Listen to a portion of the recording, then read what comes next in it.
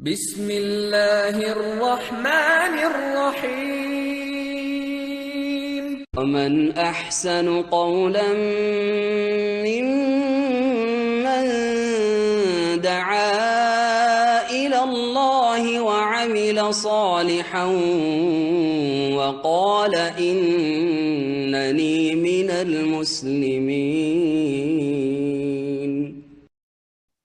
السلام عليكم ورحمة الله وبركاته. إن الحمد لله نحمده ونستعينه ونستغفره ونعوذ بالله من شرور أنفسنا ومن سيئات أعمالنا من يهده الله فلا مضل له ومن يضلل فلا هادي له وأشهد أن لا إله إلا الله وحده لا شريك له وأشهد أن محمدا عبده ورسوله صلى الله تعالى عليه وعلى آله وصحبه وسلم تسليما كثيرا.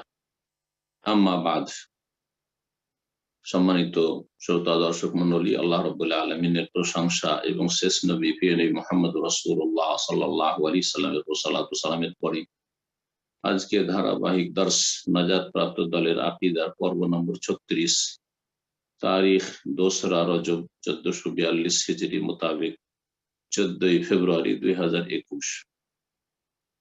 বিষয়বস্তু গত সপ্তাহের ছিল আল ঈমান বিল মালায়েকা, প্রথম পর্ব, ফেরেশতাদের প্রতি ঈমান। আজকে দ্বিতীয় পর্ব, ফেরেশতাদের কর্ম এবং দায়িত্বকে কেন্দ্র করে প্রকারভেদ।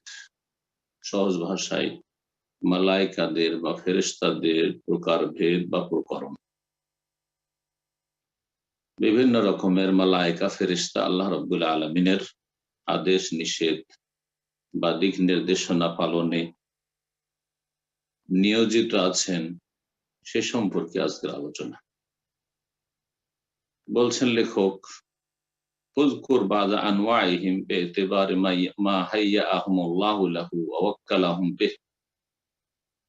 ফেরেশতাদের আরবিতে যাদেরকে মালায়েকা বলা হয়, ফেরেশতাদের কিছু প্রকারভেদ উল্লেখ করুন। বিইতিবারি মা হাইয়াহুমুল্লাহ, তাদেরকে যেভাবে আল্লাহ তৈরি করেছেন সেটাকে কেন্দ্র করে, বা যে জন্য তৈরি করেছেন, মা হাইয়াহুমুল্লাহ, যে জন্য আল্লাহ রাব্বুল আলামিন তাদেরকে প্রস্তুত করেছেন, মানে যেই কাজের জন্য আল্লাহ রাব্বুল তাদেরকে সৃষ্টি করেছেন।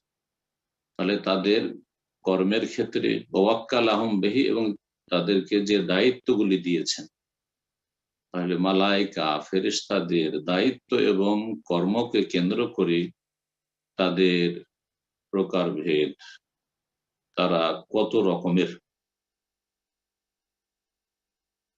যেগুলির দলিল কোরআনে কারিমে রয়েছে। ইনশাআল্লাহ তাআলা কোরআনে কারিমের আয়াত আমরা পেশ করব, আর বাকিগুলি হাদিসে রয়েছে।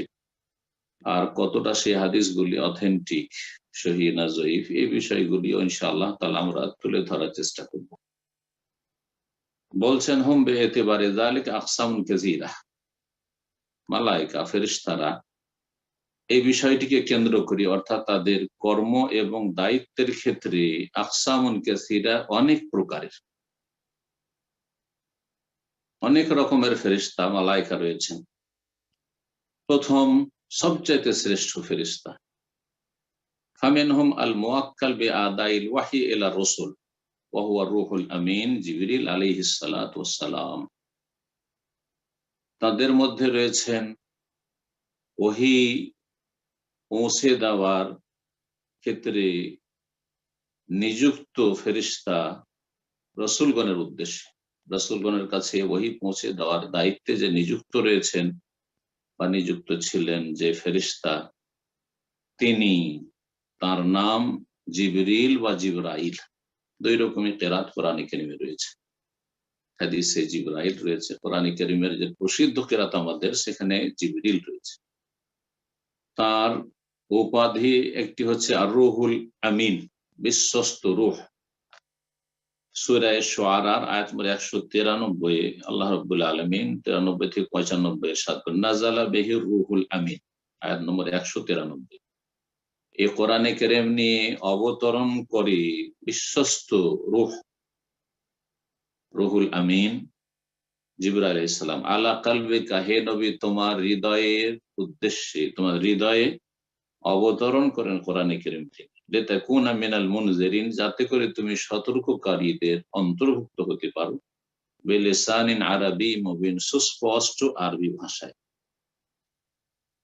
তাহলে এখানে এই ফেরেশতা সবচেয়ে শ্রেষ্ঠ ফেরেশতা জিবরাইল আলাইহিস সালাম, তার নাম জিবরিল বা জিবরাইল, তার উপাধি আর রুহুল আমিন। কোরআনে কারীমের কয়েকটি আয়াতে, তার মধ্যে একটি আয়াত সূরা নাহলে রয়েছে, তাতে বলা হয়েছে নাজকুল নাজ্জালাহু রুহুল কুদুস মির রাব্বিক, রুহুল কুদুস পবিত্র রূহ। জিবরাইল আলাইহিস সালামের আর একটি উপাধি হচ্ছে রুহুল কুদুস। এই জিবরাইল নামটি কোরআনে কারীমের 3টি আয়াতে রয়েছে। সূরা বাকারা আয়াত 97, 98 দুইবার করে জিবরাইলের নাম এসেছে এই দুটো আয়াতে। আর সূরা তাহরিম আয়াত নম্বর 4 আল্লাহ রাব্বুল আলামিন ইরশাদ করেছেন, কুল মান কানা আদুওয়াল লিজিবরিল ফাইন্নাহু নাযালাহু আলা কলবিকা বিইذنিল্লাহ মুসাদ্দিকাল লিমা বাইনা ইয়াদিহি হুদাম ওয়া বুশরা লিল মুমিনিন মান কানা আদুওয়াল লিল্লাহি ওয়া মালাইকাতিহি ওয়া রাসূলিহি ওয়া জিবরিল ওয়া মিকাল ফাইন্নাল্লাহা আদুউল লিল কাফিরিন। এখানে জিবরিলের সাথে মিকাল বা মিকাইলের নামও এসেছে।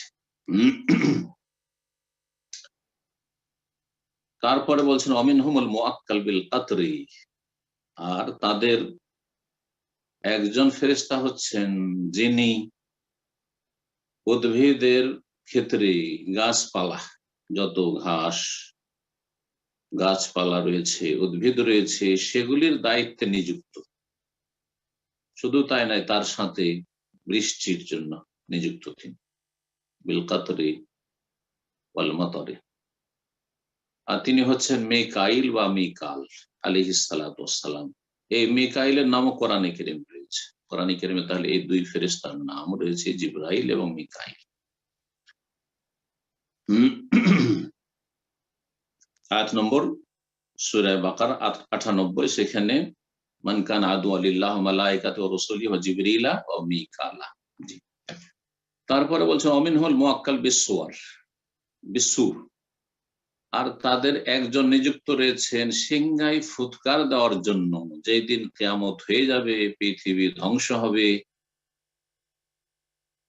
বিচার দিবসে সমস্ত মানুষকে উঠে হাজির হইতে হবে আপন আপন জায়গা থেকে, যে যেখানে ধ্বংস হয়েছে, মারা গেছে বা দাফন হয়েছে সেখান থেকে। এই কাজে যিনি নিযুক্ত রয়েছেন, যখন থেকে তাকে নির্দেশ দেওয়া আছে, মুখে সেই সিংহা নিয়ে প্রস্তুত হয়ে রয়েছেন, তিনি হচ্ছেন ওয়া ইসরাফিল আলাইহিস সালাম। তিনি হচ্ছেন ইসরাফিল আলাইহিস সালাম। এই ইসরাফিল নামটি কোরআনে কারীমে নেই, তবে সহিহ হাদিসে রয়েছে। সহিহ মুসলিমের হাদিসে রয়েছে, ইন্না ইসরাফিল ক্বাদ ইলতাকামা আসসুর ওয়া হানা জাবহাতাহু মাতা ইউমার ফায়ানফুখ। নিশ্চয় ইসরাফিল আলাইহিস সালাম তিনি মুখে সিংহা নিয়ে প্রস্তুত হয়ে রয়েছেন, ওয়া হানা জাবহাতাহু, নিজের কপালকে তিনি ঝুঁকিয়ে রেখেছেন, শির নত করে রেখেছেন আল্লাহর সামনে, মাতা ইউমার, যে কখন সে আদিষ্ট হয়, ফায়ানফুখ, তখনই সে সিংহায় ফুঁক দেবে। সিংহায় ফুঁক দুটো হবে অথবা 3টি হবে। উলামায়ে কেরামদের, তাফসীরকারদের ইখতিলাফ রয়েছে, 3টি হতে পারে, আবার 2টি হতে পারে। আল্লাহু তাআলা আলাম।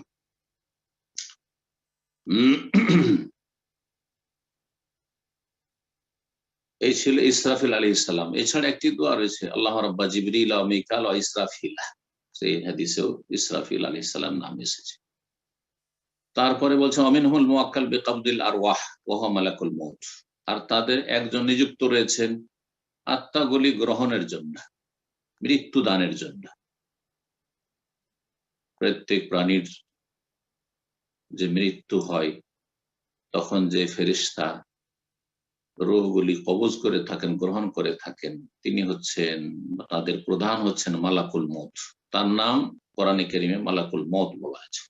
আল্লাহ রাব্বুল আলামিন সূরা সাজদার আয়াত নম্বর 11 তে ইরশাদ করেছেন, কুল ইয়াতাওয়াফাকুম মালাকুল মউত আল্লাযী উক্কিলা বিকুম। হে নবী, বলে দাও, ইয়াতাওয়াফাকুম, তোমাদেরকে মৃত্যু দিয়ে থাকেন বা তোমাদের আত্মাগুলি গ্রহণ করে থাকেন, তোমাদেরকে গ্রহণ করে থাকেন মালাকুল মউত, মৃত্যুর জন্য দায়িত্বশীল বা নিযুক্ত ফেরেশতা। আল্লাযী উক্কিলা বিকুম, যাকে তোমাদের উপর নিযুক্ত করা হয়েছে। অন্য আয়াতে রয়েছে বহু বচন দিয়ে তাওয়াফাতু রাসূলুনা, আমার দূতেরা আত্মাগুলি গ্রহণ করে থাকে। তাহলে এই দুই আয়াতের সমন্বয় কি? সমন্বয় হচ্ছে যে যে মৃত্যু দানের যিনি প্রধান তিনি হচ্ছেন মালাকুল মউত, আর তার সাথে সাথী সঙ্গী অসংখ্য মালায়েকা রয়েছেন যারা এই কাজে নিয়োজিত রয়েছেন। তারা মালাকুল মউতকে ভারত উপমহাদেশে উর্দু ভাষী বাংলা ভাষীরা আজরাইল বলে জানে। এই নামটি ভিত্তিহীন, এই নামটির কোনো দলিল নেই। সুতরাং এই নামটি কোরআন সুন্নাহর অনুসারীরা প্রয়োগ করে না। যারা কোরআন সুন্নাহর অনুসারী আলেম বা তালেবে ইলম বা কোরআন সুন্নাহর যারা আলেম তাদের অনুসারী তারা এই নামটিকে বর্জন করবে। জি, আল্লাহ কোরআনে মালাকুল মউত বলেছেন, মালাকুল মউত। জি, ওয়া আওয়ানু এবং তার সহযোগীরা। তাহলে বোঝা গেল যে মালাকুল মউত একজন প্রধান রয়েছেন আর তার অনেক সহযোগী ফেরেশতা রয়েছে, যেদিকে ইঙ্গিত করা হয়েছে অন্য আয়াতে। ওয়ামিনহুমুল মুআক্কাল বিআমালিল ইবাদ, আর কিছু ফেরেশতাকে নিযুক্ত করা রয়েছে বান্দার আমলগুলি সংরক্ষণ করার জন্য, লিখার জন্য। ওয়াহুমুল কিরামুল কাতিবুন, তারা হচ্ছেন কিরামান কাতিবিন ইয়ালামুনা মা তাফআলুন, তারা হচ্ছেন সম্মানিত লেখক বৃন্দ। সূরা ইনফিতার আয়াত নম্বর 10 থেকে 12, ওয়া ইন্না আলাইকুম লাহাফিজিন, হে মানুষ তোমাদের উপর সুরক্ষাকারী বা তোমাদের আমলগুলি সংরক্ষণকারী নিযুক্ত রয়েছে কেরামান যারা সম্মানিত, কাতেবিন যারা লেখক বৃন্দ। কেরাম করিমের বহুবচন, কাতেবিন কাতেবের বহুবচন, সম্মানিত লেখকগণ। ইয়ালামুনা মা তাফআলুন, আমাদের দেশের মানুষরা অনেকেই মনে করে যে কেরামান কাতেবিন দুইজন ফেরেশতা। না, ভুল কথা। কেরাম যারা সম্মানিত, কাতেবিন যারা লেখক, বহুবচন দুটোই। ইয়ালামুনা মা, তোমরা যা কিছু করো তারা জানে এবং তারা খোঁজ খবর রাখে আর সেগুলি তারা রেকর্ড করে, আল্লাহর সামনে রেকর্ড পেশ করে। ওয়া মিনহুমুল মুআক্কাল বিহিফযিল আবদি মিন বাইনি ইয়াদাইহি ওয়া মিন খালফিহি, আর কিছু ফেরেশতা নিযুক্ত রয়েছেন বান্দার মানে মানুষের সুরক্ষার জন্য, হেফাজতের জন্য, সামনে থেকে, পেছন থেকে, চারিদিক থেকে। ওয়াহুমুল মুআক্কিবাত, এবং তারা হচ্ছেন পালাক্রমে আগমনকারী, তারা হচ্ছেন পালাক্রমে আগমনকারী। সূরা রাদের আয়াত নম্বর 11 তে আল্লাহ রাব্বুল ইরশাদ করেছেন লাহু মুআক্কিবাতুম মিন বাইনি ইয়াদাইহি ওয়া মিন খালফিহি ইয়াহফাযুনাহু মিন আমরিল্লাহ। আল্লাহ রাব্বুল বলছেন যে লাহু মুআক্কিবাত, মানুষের জন্য পালাক্রমে নিযুক্ত রয়েছে মালায়েকা ফেরেশতাগণ, মিন বাইনি ইয়াদাইহি মানুষের সামনে, ওয়া মিন খালফি পেছনে, সামনে পেছন সব দিক থেকে। ইয়াহফাযুনাহু মানুষের সুরক্ষার ব্যবস্থা, হেফাজত করে থাকে, মিন আমরিল্লাহ আল্লাহর নির্দেশ, আল্লাহর নির্দেশ। এই হেফাজত করা বা সংরক্ষণ করা মানে কি? একটি হেফাজত করা হচ্ছে কোন অনিষ্ট থেকে হেফাজত করা। যখন আল্লাহ রাব্বুল কোন মানুষের অনিষ্ট চাননি, দুর্ঘটনা আমাদের হয়ে থাকে, অনেক সময় আপনারা শুনেছেন আর অনেক সময় আপনার প্রত্যক্ষদর্শী বা আপনার নিজের অভিজ্ঞতা রয়েছে, এমন মর্মান্তিক দুর্ঘটনা তাতে অনেকে মারা গেলেন, অনেকে মানে মারাত্মকভাবে আহত হলেন, অনেকের ক্ষয়ক্ষতি হলো, আবার দেখা যাচ্ছে কারো কিছুই হয়নি, ব্যথাই পায়নি। সুবহানাল্লাহ। এই ক্ষেত্রে নিযুক্ত রয়েছেন মালায়েকা ফেরেশতাগণ, পালাক্রমে যারা আগমন করে থাকে। আল্লাহ রাব্বুল আলামিনের পক্ষ থেকে তারা এই বিষয়গুলির হেফাজতকারী। কোন অনিষ্ট যখন আল্লাহ চান না আর অনিষ্ট সামনে চলে আসে, সেগুলো থেকে তারা হেফাজত করেন। এছাড়া বান্দার হেফাজত করেন পাপ থেকে বাঁচাবার ক্ষেত্রে।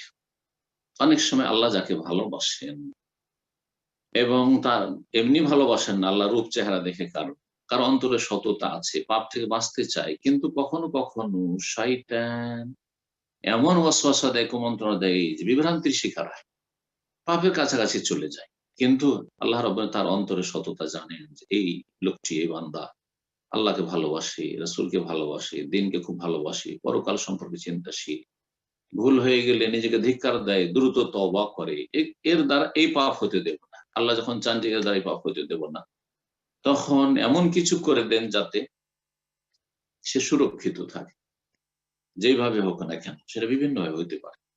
এই হেফাজত করাও এর অর্থে শামিল।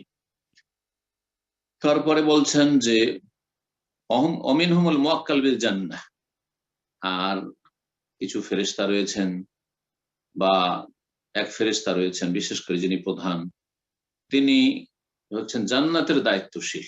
জান্নাতের ক্ষেত্রে তিনি নিযুক্ত রয়েছেন, নাইমিহা, এবং জান্নাতের নিয়ামতের ক্ষেত্রে ওয়াহুম, আর তারা, তাদের প্রধানের নাম হচ্ছে রিদওয়ান, ওমান মাহবুব, এবং তার সাথী সঙ্গী, তার অনুসারী যারা রয়েছেন, তার সহযোগী যারা রয়েছেন। এই রিজওয়ান নামটি সম্পর্কে গবেষক আলেমারা বলেছেন যে এই নামটি কোনো সহিহ হাদিস দ্বারা প্রমাণিত নয়। এই নামটি কোনো সহিহ হাদিস দ্বারা প্রমাণিত নয়। ইবনে আসাকের একটি হাদিস এসছে, কিন্তু হাদিসটি জয়ীফ। এছাড়াও কেউ কেউ এই নামটি উল্লেখ করেছেন, ইবনে কাইয়্যিম উল্লেখ করেছেন, কিন্তু হাদিল আরওয়াহ নামক তার কিতাবে জান্নাত সম্পর্কে বিবরণ রয়েছে, সুন্দর একটি কিতাব, ইবনে কাইয়্যিম রাহমাতুল্লাহ আলাইহি, হাদিল আরওয়াহ ইলা বিলাদিল আফরাহ কিতাবের নাম, তাতে উল্লেখ করেছেন, কিন্তু কোন একটি সনদ সহিহ নয়। যার ফলে আল্লামা আলবানী রাহমাতুল্লাহ আলাইহি তার জিদ্দা একটি প্রোগ্রাম ছিল তার দীর্ঘ সময় আগে, সেই আলোচনাতে তিনি বলেছেন যে রিজওয়ান নামে নামকরণ করা জান্নাতের দায়িত্বশীল ফেরেশতার বা খাজেনুল জান্নাহ, খাজেনুল জান্নাহ ঠিক আছে, জান্নাতের দায়িত্বশীল, কিন্তু তার নাম রিজওয়ান, এই নামটি ভিত্তিহীন। আল্লাহু তাআলা আ'লাম। ওয়ামিনহুমুল মুআক্কাল বিন নার, আর কতক ফেরেশতা রয়েছেন যাদেরকে নিযুক্ত করা আছে জাহান্নামের উপর, ওয়া আযাবিহা, এবং জাহান্নামের আযাবের উপর। জাহান্নামের দায়িত্বশীল এবং জাহান্নামে যেসব আযাব দেওয়া হবে অবাধ্যদেরকে, কাফের, জালেমদেরকে, পাপিষ্ঠদেরকে, এই ক্ষেত্রে নিযুক্ত। তাদের প্রধানের নাম হচ্ছে মালিক। ওমান মাহু, আর যারা তার সাথে রয়েছেন তাদেরকে কোরআন কারীমের ভাষায় আযাবের ফেরেশতাদেরকে জাবানিয়া বলা হয়েছে, সূরাতুল আলাক, সানাদুজ জাবানিয়া, আযাবের ফেরেশতা। সূরা যুখরুফের আয়াত নম্বর ৭৭-এ এই বিষয়টি আল্লাহ রাব্বুল আলামিন বর্ণনা করেছেন, ওয়া নাদাউ ইয়া মালিকু লিয়াকদি আলাইনা রাব্বুক। জাহান্নামীরা জাহান্নামে যখন জ্বলবে আর তাদের শাস্তি, সীমাহীন শাস্তি চলবে, তখন তারা ডাক দেবে, ইয়া মালিকু, জাহান্নামের দায়িত্বশীল ফেরেশতাকে, প্রধানকে, ইয়া মালিক, হে মালিক। তাহলে কোরআন আয়াত দ্বারা জানতে পারলাম সূরা যুখরুফের যে জাহান্নামের দায়িত্বশীল প্রধান ফেরেশতার নাম হচ্ছে মালিক। লিয়াকদি আলাইনা রাব্বুক, আমাদের জন্য আপনার রব একটা চূড়ান্ত ফয়সালা করে দিক, অর্থাৎ আমাদের মরণ হয়ে যাক। মানুষের প্রকৃতি হচ্ছে দুনিয়াতে যখন খুব অশান্তি হয় তখন বাঁচতে চায় না। আল্লাহ যদি মরে যেতাম, এরকম বলে, অধৈর্য হয়ে অধিকাংশ মানুষের এই স্বভাব। আল্লাহ আর বরদাস্ত করতে পারছেন, আল্লাহ তুমি উঠিয়ে নাও, আল্লাহ তুমি আমাকে আর রাখিও না, এসব কথা বলে থাকে। রাসূলুল্লাহ সাল্লাল্লাহু আলাইহি ওয়াসাল্লাম মরণ চাইতে নিষেধ করেছেন, কিন্তু যদি মানুষ নিরুপায় হয়, আর বরদাস্ত হচ্ছে না, যে কোনো কারণে, শারীরিক কারণ হতে পারে, মানসিক কারণ হইতে পারে, সেটা কারো জুলম অত্যাচার হতে পারে, আর বরদাস্ত হচ্ছে না, এই ক্ষেত্রে সহিহ মুসলিমে একটি দোয়া শেখানো হয়েছে, আল্লাহুম্মা আহিয়ানি মা কানাতিল হায়াতু খায়রাল লি ওয়া তাওয়াফানি ইযা কানাতিল ওয়াফাতু খায়রাল লি। আল্লাহ আমাকে বাঁচিয়ে রাখো, আহিয়ানি মা কানাতিল হায়াতু খায়রাল লি, যতক্ষণ আমার জন্য বেঁচে থাকাটি কল্যাণকর, ওয়া তাওয়াফানি, আমাকে মৃত্যু দান করো, ইযা কানাতিল ওয়াফাতু খায়রাল লি, যখন আমার জন্য মরে যাওয়াটাই কল্যাণকর। কারণ আমাদের জানা নেই যে হতে পারে এই বালা মুসিবতের পরে, পরীক্ষার পরে, এই জুলমের শিকার অথবা এই ব্যাধির পরে হতে পারে স্বস্তি আসতে পারে, খুব সুখের দিন আসতে পারে, এবং অনেক নেক আমল আমার দ্বারা হইতে পারে, অনেক দিনের খেদমত হইতে পারে। জানা নেই, কেন মরণ চাইবে? কেউ জানেন না যে ভবিষ্যৎ কি হবে, আল্লাহ বেশি জানেন। সুতরাং আল্লাহকে বলে, আল্লাহ আমার বেঁচে থাকা ভালো হলে বাঁচিয়ে রাখো, আর মরণটা ভালো হলে আমাকে নিয়ে নাও, এটা বলা যেতে পারে। জি।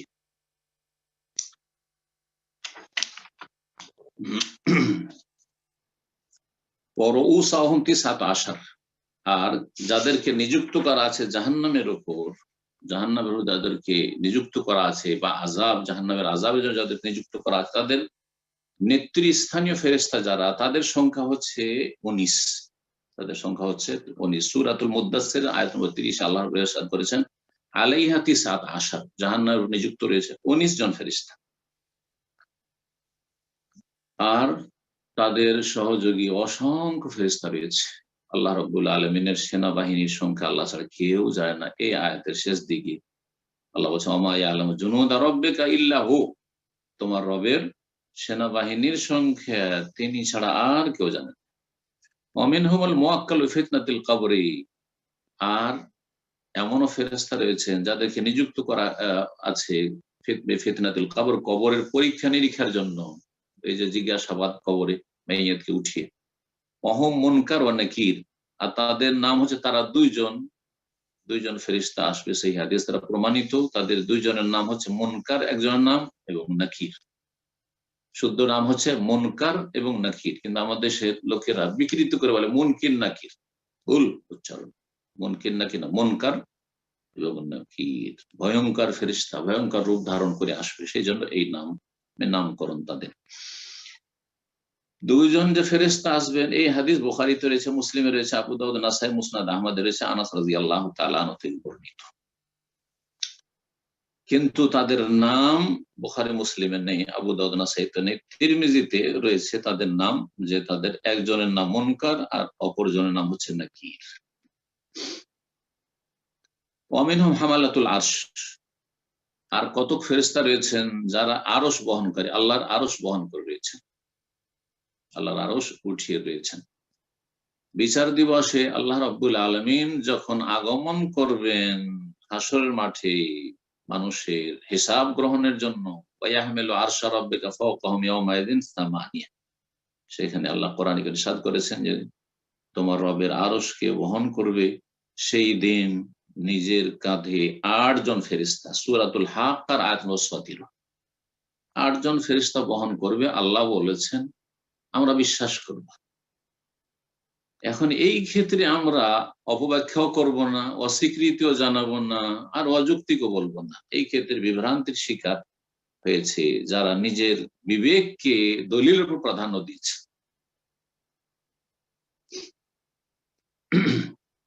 অমিনহুমুল কারুবিয়ুন, আর কতক ফেরেশতা রয়েছেন যাদেরকে কারুবি বলা হয়, কারুবি বলা হয়। এই নামটি এখানে লেখক উল্লেখ করেছেন, জি, কারুবিয়ুন। এরা কারা, এ সম্পর্কে কয়েকটি মত রয়েছে। এখানে ভাষ্যকার বলছেন হুম মিন আশরাফিল মালাইকা, তারা হচ্ছেন সবচেয়ে শ্রেষ্ঠ ফেরেশতা। ওজামা ওহম, ফেরেশতাদের মধ্যে যারা মহান, যারা সবচেয়ে বড়, সবচেয়ে সিনিয়র, তারা। লাহুম জাজলুন বিতাসবিহ হাওলাল আরশ, আরশের চারপাশে তারা মালায়েকা মুকাররাবিন আল্লাহ রাব্বুল আলামিনের গুণগানে সবসময় মেতে রয়েছেন। তাফসীর কুরতুবীতে রয়েছে এবং হাফেজ হাকামের আরেকটি কিতাব মারিজুল কবুলে রয়েছে। কিন্তু এই নামটি, তাদের নামকরণ হচ্ছে কারুবি, কারুবিয়ুন, এই নামটি সহিহ সনদে প্রমাণিত নয়। এই নাম সম্পর্কে কোন সহিহ দলিল নেই, জি। কিন্তু লেখক যেহেতু এই নামে অনেকে জানে, সেই জন্য এই নামটি তিনি উল্লেখ করে দিয়েছেন। তাদেরকে কারুবিয়ুন কেন বলা হয়, এই ক্ষেত্রে একদল বলেছেন যে কারব মানে হচ্ছে বিপদ, মুসিবত।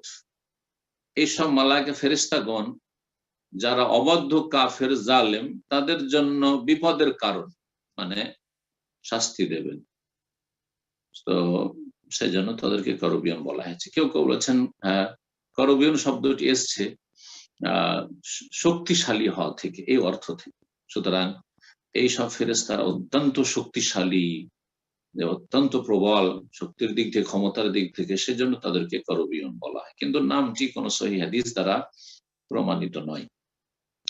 অমিনহুমুল মুআক্কালু বিন-নুতফা ফিল আরহাম, আর কিছু আছেন ফেরেশতা যাদেরকে নিযুক্ত করা রয়েছে মাতৃগর্ভে শুক্রবিন্দুর উপর।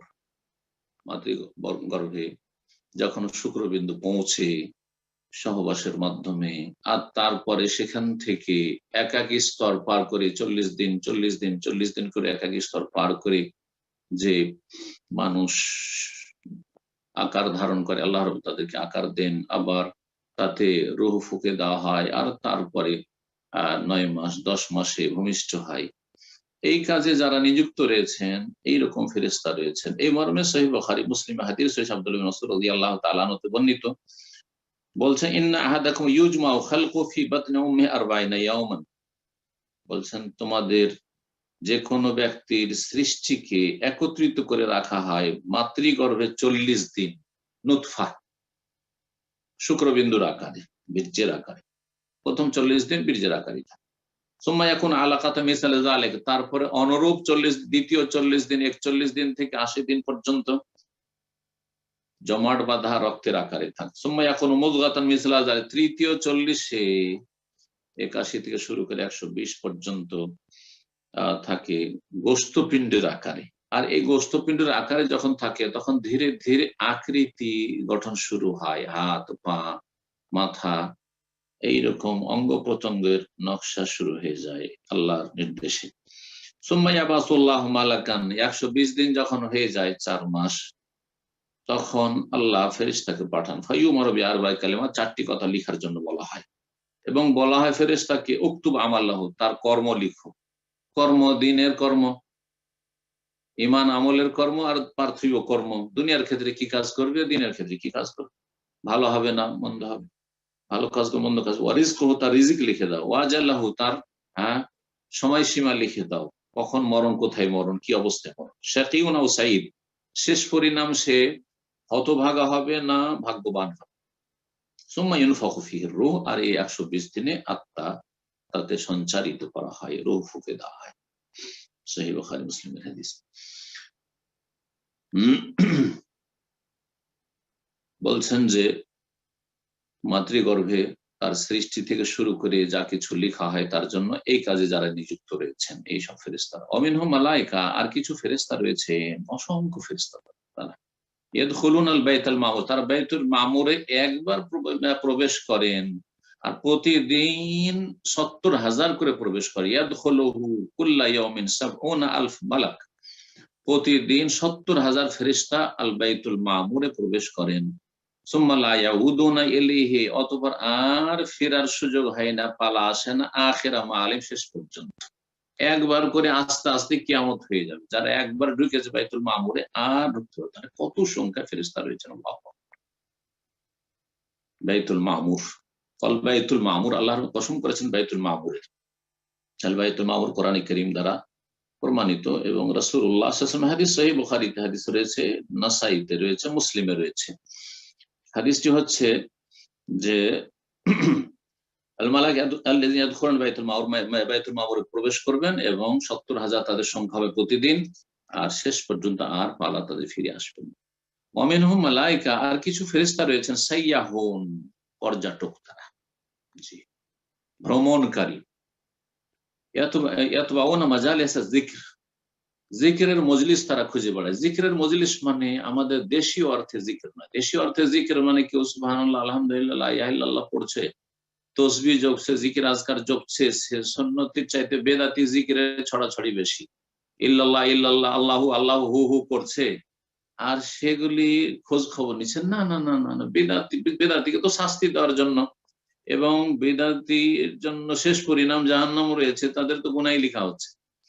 ওইসব মজলিসে জিকির না। মজলিসে জিকির মানে স্মরণ করা, যেখানে আল্লাহকে স্মরণ করা হয়, সেটা কোরআনে কারীমের তেলাওয়াতের মাধ্যমে হোক, কোরআনে কারীমের তাফসীরের মাধ্যমে হোক, কোরআন সুন্নাহর দ্বীনি আলোচনার মাধ্যমে হোক, অথবা আল্লাহ রাব্বুল আলামিনের গুণগানের মাধ্যমে সুন্নতি তরিকায়, সেটা ফরজ জিকির আজকার হোক, সুন্নত জিকির আজকার হোক, নফল জিকির আজকার হোক, যেভাবে হোক না কেন।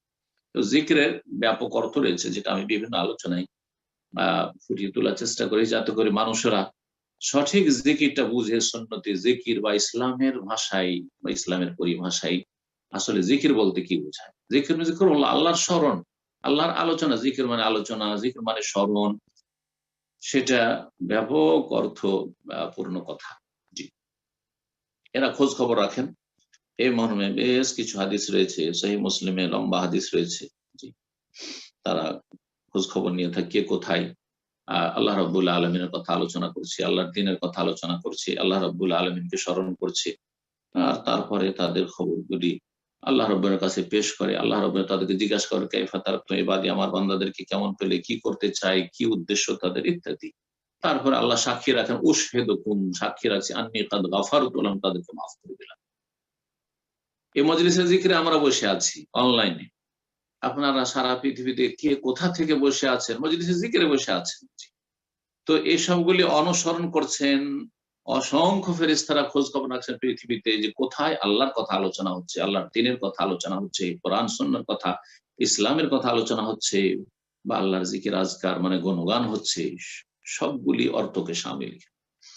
ওয়ামিনহুম সুফুফুন কিয়ামুন, আর অসংখ্য ফেরেশতা রয়েছেন সারিবদ্ধভাবে দণ্ডায়মান।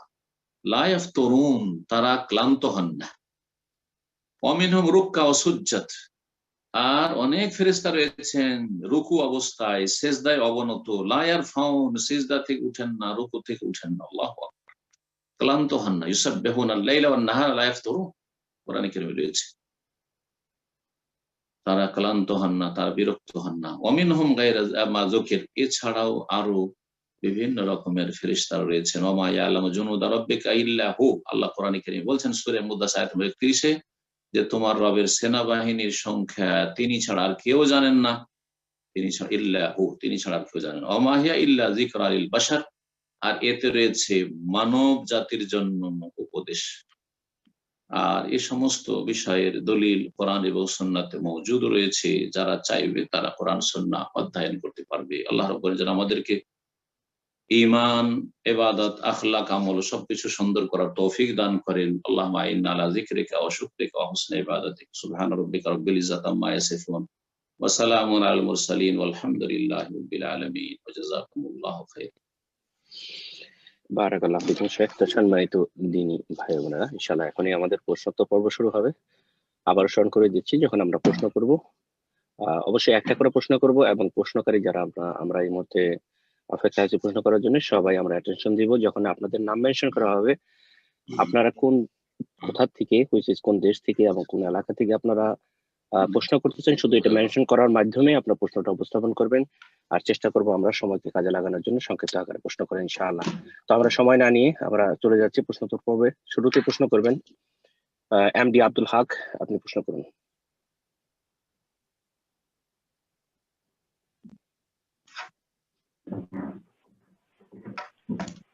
আসসালামু আলাইকুম রাহমাতুল্লাহি ওয়া বারাকাতুহু। শেখ কেমন আছেন? ওয়া আলাইকুম আসসালাম ওয়া রাহমাতুল্লাহি ওয়া বারাকাতুহু। আহলান ওয়া সাহলান, কেমন আছেন?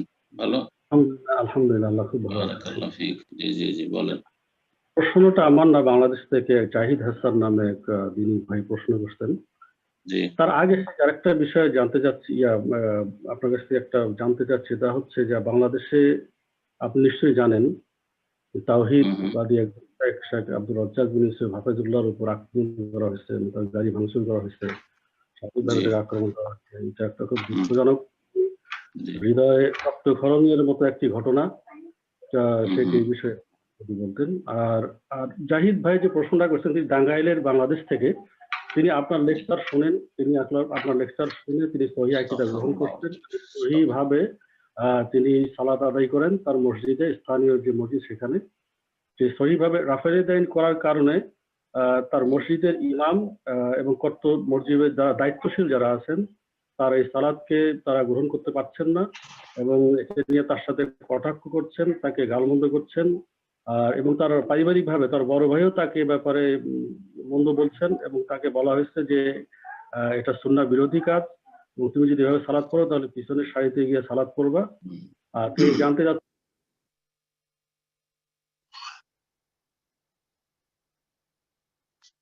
জি, আওয়াজ শোনা যাচ্ছে না? আব্দুল হক ভাই, আপনার প্রশ্নটা লাস্টের দিকে কথাটুকু আসেনি, নেট জনিত কারণে হয়তো বা, আপনি আবার একটু লাস্টের দিকে কথা বলুন। না, ওই ব্রাদারকে জাহিদ হাসান আপনার কাছ থেকে পরামর্শ চেয়েছেন যে তিনি কি করবেন তিনি এই অবস্থায়, যে তাকে এইভাবে অপমানিত করা হচ্ছে, লাঞ্ছিত করা হচ্ছে রাফায়ে দাইন করার কারণে, সহিভাবে সালাত আদায় করার কারণে। এখন পরামর্শ চাইছেন যে কি করা উচিত, তাই তো?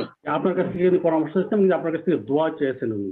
আল্লাহু মুস্তাআন, আল্লাহু মুস্তাআন। আল্লাহ সহজ করুন, আল্লাহ হেফাজত করুন, মুসলিম ভাইদের আল্লাহ হেফাজত করুন, অসৎ লোকদের আল্লাহ রাব্বুল আলামিন হিদায়াত দান। বিসমিল্লাহির রহমানির রহিম, আলহামদুলিল্লাহ ওয়াসসালাতু ওয়াসসালামু আলা রাসূলিল্লাহ ওয়া আলা আলিহি ওয়া সাহবিহি আজমাইন ওয়া বা'দ।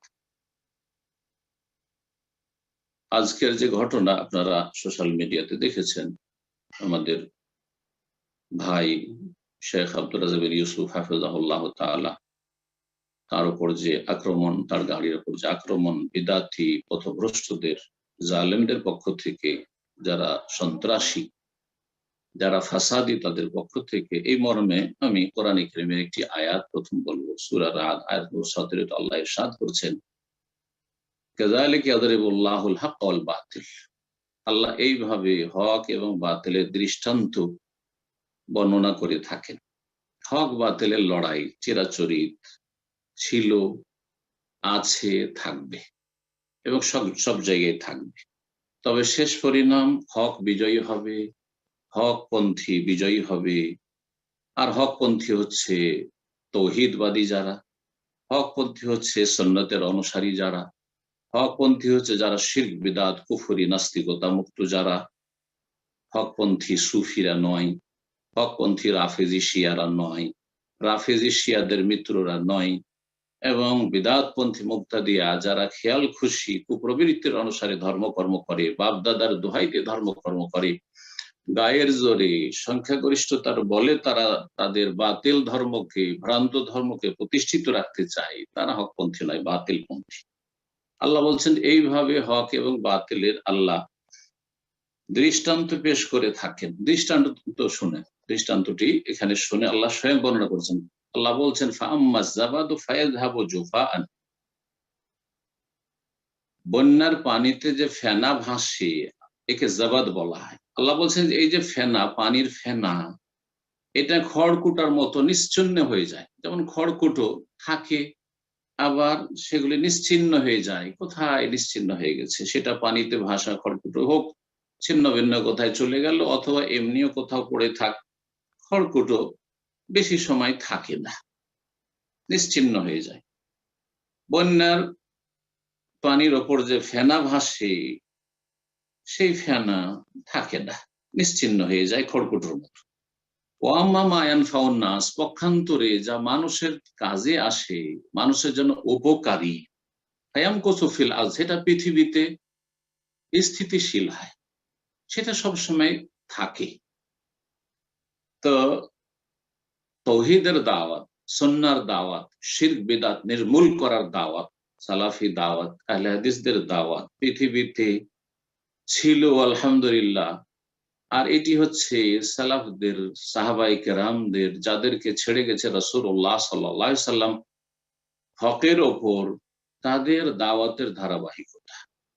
এই দাওয়াত সব সময় ছিল, থাকবে, আছে এবং ধীরে ধীরে শক্তিশালী হচ্ছে, আরো শক্তিশালী হবে এবং ঘরে ঘরে ঢুকে পড়বে, কোনো শক্তি বাধা দিতে পারবে না ইনশাআল্লাহ তাআলা। এবং এই ক্ষেত্রে কোনো সন্দেহ নেই, সেজন্য সন্দেহের জন্য ইনশাআল্লাহ নাই। ইনশাআল্লাহ হচ্ছে তাহকীকান, নিঃসন্দেহে ইনশাআল্লাহ, যে আল্লাহ রাব্বুল আলামিন অবশ্যই বিজয়ী করবেন আহলে তৌহিদকে, আহলুস সুন্নাহকে, আহলে বিদআত গোমরাহ পথভ্রষ্টদেরকে আল্লাহ রাব্বুল নিশ্চিহ্ন করবেন, লাঞ্ছিত করবেন, দুনিয়া থেকে মুছে দেবেন। আবার কোরআন সুন্নাহর যুগ ফিরে আসবে ইনশাআল্লাহ। তো আল্লাহ বলছেন যে এই যে বিদআতপন্থী যারা, বা যারা বিভ্রান্ত গোমরাহ পথভ্রষ্ট, যে কোনো গোমরাহ গোষ্ঠী হোক না কেন, সে সুফিরা হোক, পীরপন্থীরা হোক, আর মযহাবের অন্ধ মুকাল্লিদরা, গোঁড়ারা হোক, অথবা রাফেজি শিয়ারা হোক, অথবা নাস্তিক হোক, ইসলামের যে কোনো দুশ্মন, ঘরের দুশ্মন, বাইরের দুশ্মন, যারাই হোক না কেন, এরা হচ্ছে বন্যার পানির ফেনার মতো। আর কোরআন সুন্নাহর অনুসারী এবং কোরআন সুন্নাহর অনুসরণ হচ্ছে মা ইয়ানফাউন নাস, যা মানব জাতির জন্য উপকারী। ফায়ামকুসু ফিল, এটা পৃথিবীতে থাকবে। আর বিদআত আর বিদআতপন্থীরা ফায়াযহাবু জুফান, খড়কুটার মতো নিশ্চিহ্ন হয়ে যাবে। আল্লাহ বলছেন কাযালিকা ইয়াদরিবুল্লাহুল আমসাল, এভাবে আল্লাহ উপমা পেশ করে থাকেন মানুষকে উপদেশ দেওয়ার জন্য। শেখার সুযোগ রয়েছে কোরআনে কারীম থেকে, বিশ্ববাসীকে শিখতে বলবো। আল্লাহ যেন শিখার এবং ফিরে আসার তৌফিক দান করেন। এই মর্মে একটি হাদিসও বলবো আপনাদেরকে। হাদিসটি রাসূলুল্লাহ সাল্লাল্লাহু আলাইহি ওয়াসাল্লাম থেকে বর্ণিত, মুসনাদ আহমদে রয়েছে, তাবরানীতে রয়েছে। সেই হাদিসে রাসূলুল্লাহ সাল্লাল্লাহু আলাইহি ওয়াসাল্লাম বলেছেন, লা ইয়াবলুগান্না হাযাল আমরু মা বালাগাল লাইল ওয়ান নাহার। আমার এই দিন, হাযাল আমর মানে আমরুদ্দিন, আমার এই দিন, যে দিন নিয়ে আমি এসেছি, অবশ্যই অবশ্যই পৌঁছে যাবে, মা বালাগাল লাইল ওয়ান নাহার, যতদূর পর্যন্ত দিন আর রাত পৃথিবীতে পৌঁছেছে বা পৌঁছে গেছে, পৌঁছে যাচ্ছে, যেখানে সূর্যের আলো পৌঁছেছে, যেখানে রাতের অন্ধকার পৌঁছেছে, অর্থাৎ সারা বিশ্বে যতদূর পর্যন্ত সূর্যের আলো আর রাতের অন্ধকার পৌঁছেছে ততদূর পর্যন্ত লায়াবলুগান্না হাযাল আমর, অবশ্যই অবশ্যই এই দিন পৌঁছে যাবে। এক সময় ভালো করে আপনাদের বাংলাদেশের ইতিহাস জানা আছে, যেহেতু বাংলাদেশে এই ঘটনাটি ঘটেছে সেজন্য বাংলাদেশের নাম নিয়ে বলছি, যে সিলেটে এক দুটো গ্রাম ছাড়া কোনো সালাফি আহলে হাদিস ছিল না। আলহামদুলিল্লাহ আজকাল প্রতিটি মহল্লায় মহল্লায় কোরআন সুন্নাহ অনুসারী পাবে না। বরিশালে আহলে হাদিস খুঁজে পাওয়া যেত না, খুঁজে পাওয়া যেত না। সেখানে আলহামদুলিল্লাহ প্রতিটি পাড়ায় পাড়ায় গ্রামে আপনি কোরআন সুন্নাহ অনুসারী সালাফি পাবেন না। চিটাগাঙে এক দুটো মসজিদ ছাড়া কোনো সালাফি আহলে হাদিস ছিল না। আলহামদুলিল্লাহ অসংখ্য খুঁজে পাবেন না, আপনি প্রতিটি গ্রামে চলে যান। আরো সুসংবাদের একটি দিক বলছি, মনে রাখবেন যুগে যুগে এর নজির মজুদ রয়েছে। ফেরাউনের ঘরে আল্লাহ রাব্বুল আলামিন বের করে নিয়েছেন তার স্ত্রী আসিয়াকে রাদিয়াল্লাহু তাআলা। আবু জাহালের ঘর থেকে ইকরামাকে বের করে নিয়ে এসেছেন আবু জাহালকে লাঞ্ছিত করার জন্য, এবং আবু জাহালের যারা অনুসারী তাদেরকে লাঞ্ছিত করার জন্য। আবু জাহাল যে এই উম্মতের ফেরাউন, তার ঘর থেকে ইকরামা বেরোচ্ছেন সাহাবী। সুবহানাল্লাহ। এই ইসলামের ইতিহাসে সবচেয়ে বড় মুনাফিক ইবনে ওবাই। ইবনে ওবাই এর ছেলে, তার নামও ছিল আব্দুল্লাহ। আব্দুল্লাহ বড়ই পরহেজগার, দিনদার সাহাবী ছিলেন, সম্মানিত সাহাবী ছিলেন। রাসূলুল্লাহ সাল্লাল্লাহু আলাইহি ওয়াসাল্লামকে এসে বলতে, ইয়া রাসূলুল্লাহ, আমি শুনছি যে নাকি আমার আব্বাকে হত্যা করার নির্দেশ দেবেন, যদি হত্যা করার নির্দেশটা দেন তো অন্য কাউকে দিয়েন না, আমাকে দিয়েন, আমি নিজে হত্যা করব। অন্য কেউ হত্যা করবে আমার মনোকষ্ট থাকবে, আমি নিজে হত্যা করব। ফুরফুরার ঘরে আলহামদুলিল্লাহ সালাফি পয়দা হয়েছে। আনোয়ার শাহ কাশ্মীরি এত বড় মুহাদ্দিস ছিলেন হানাফি জগতের, কওমি জগতে, তার বংশে তার প্রজন্মে আহলে হাদিস আলেম পয়দা হচ্ছে। আপনাদের অবগতির জন্য বলছি, পাকিস্তানে। জি, এইভাবে বাংলাদেশে বহু পরিবার রয়েছে যারা কোরআন সুন্নাহর দায়ীদেরকে শয়তান বলতো, গোমরাহ বলতো, পথভ্রষ্ট বলতো, গালমন্দ করতো অকথ্য ভাষায়। তাদের ঘরে আলহামদুলিল্লাহ কোরআন সুন্নাহ অনুসারী পয়দা হচ্ছে, খবর আছে আমার কাছে। আর এর বেশি বলতে চাইছি না।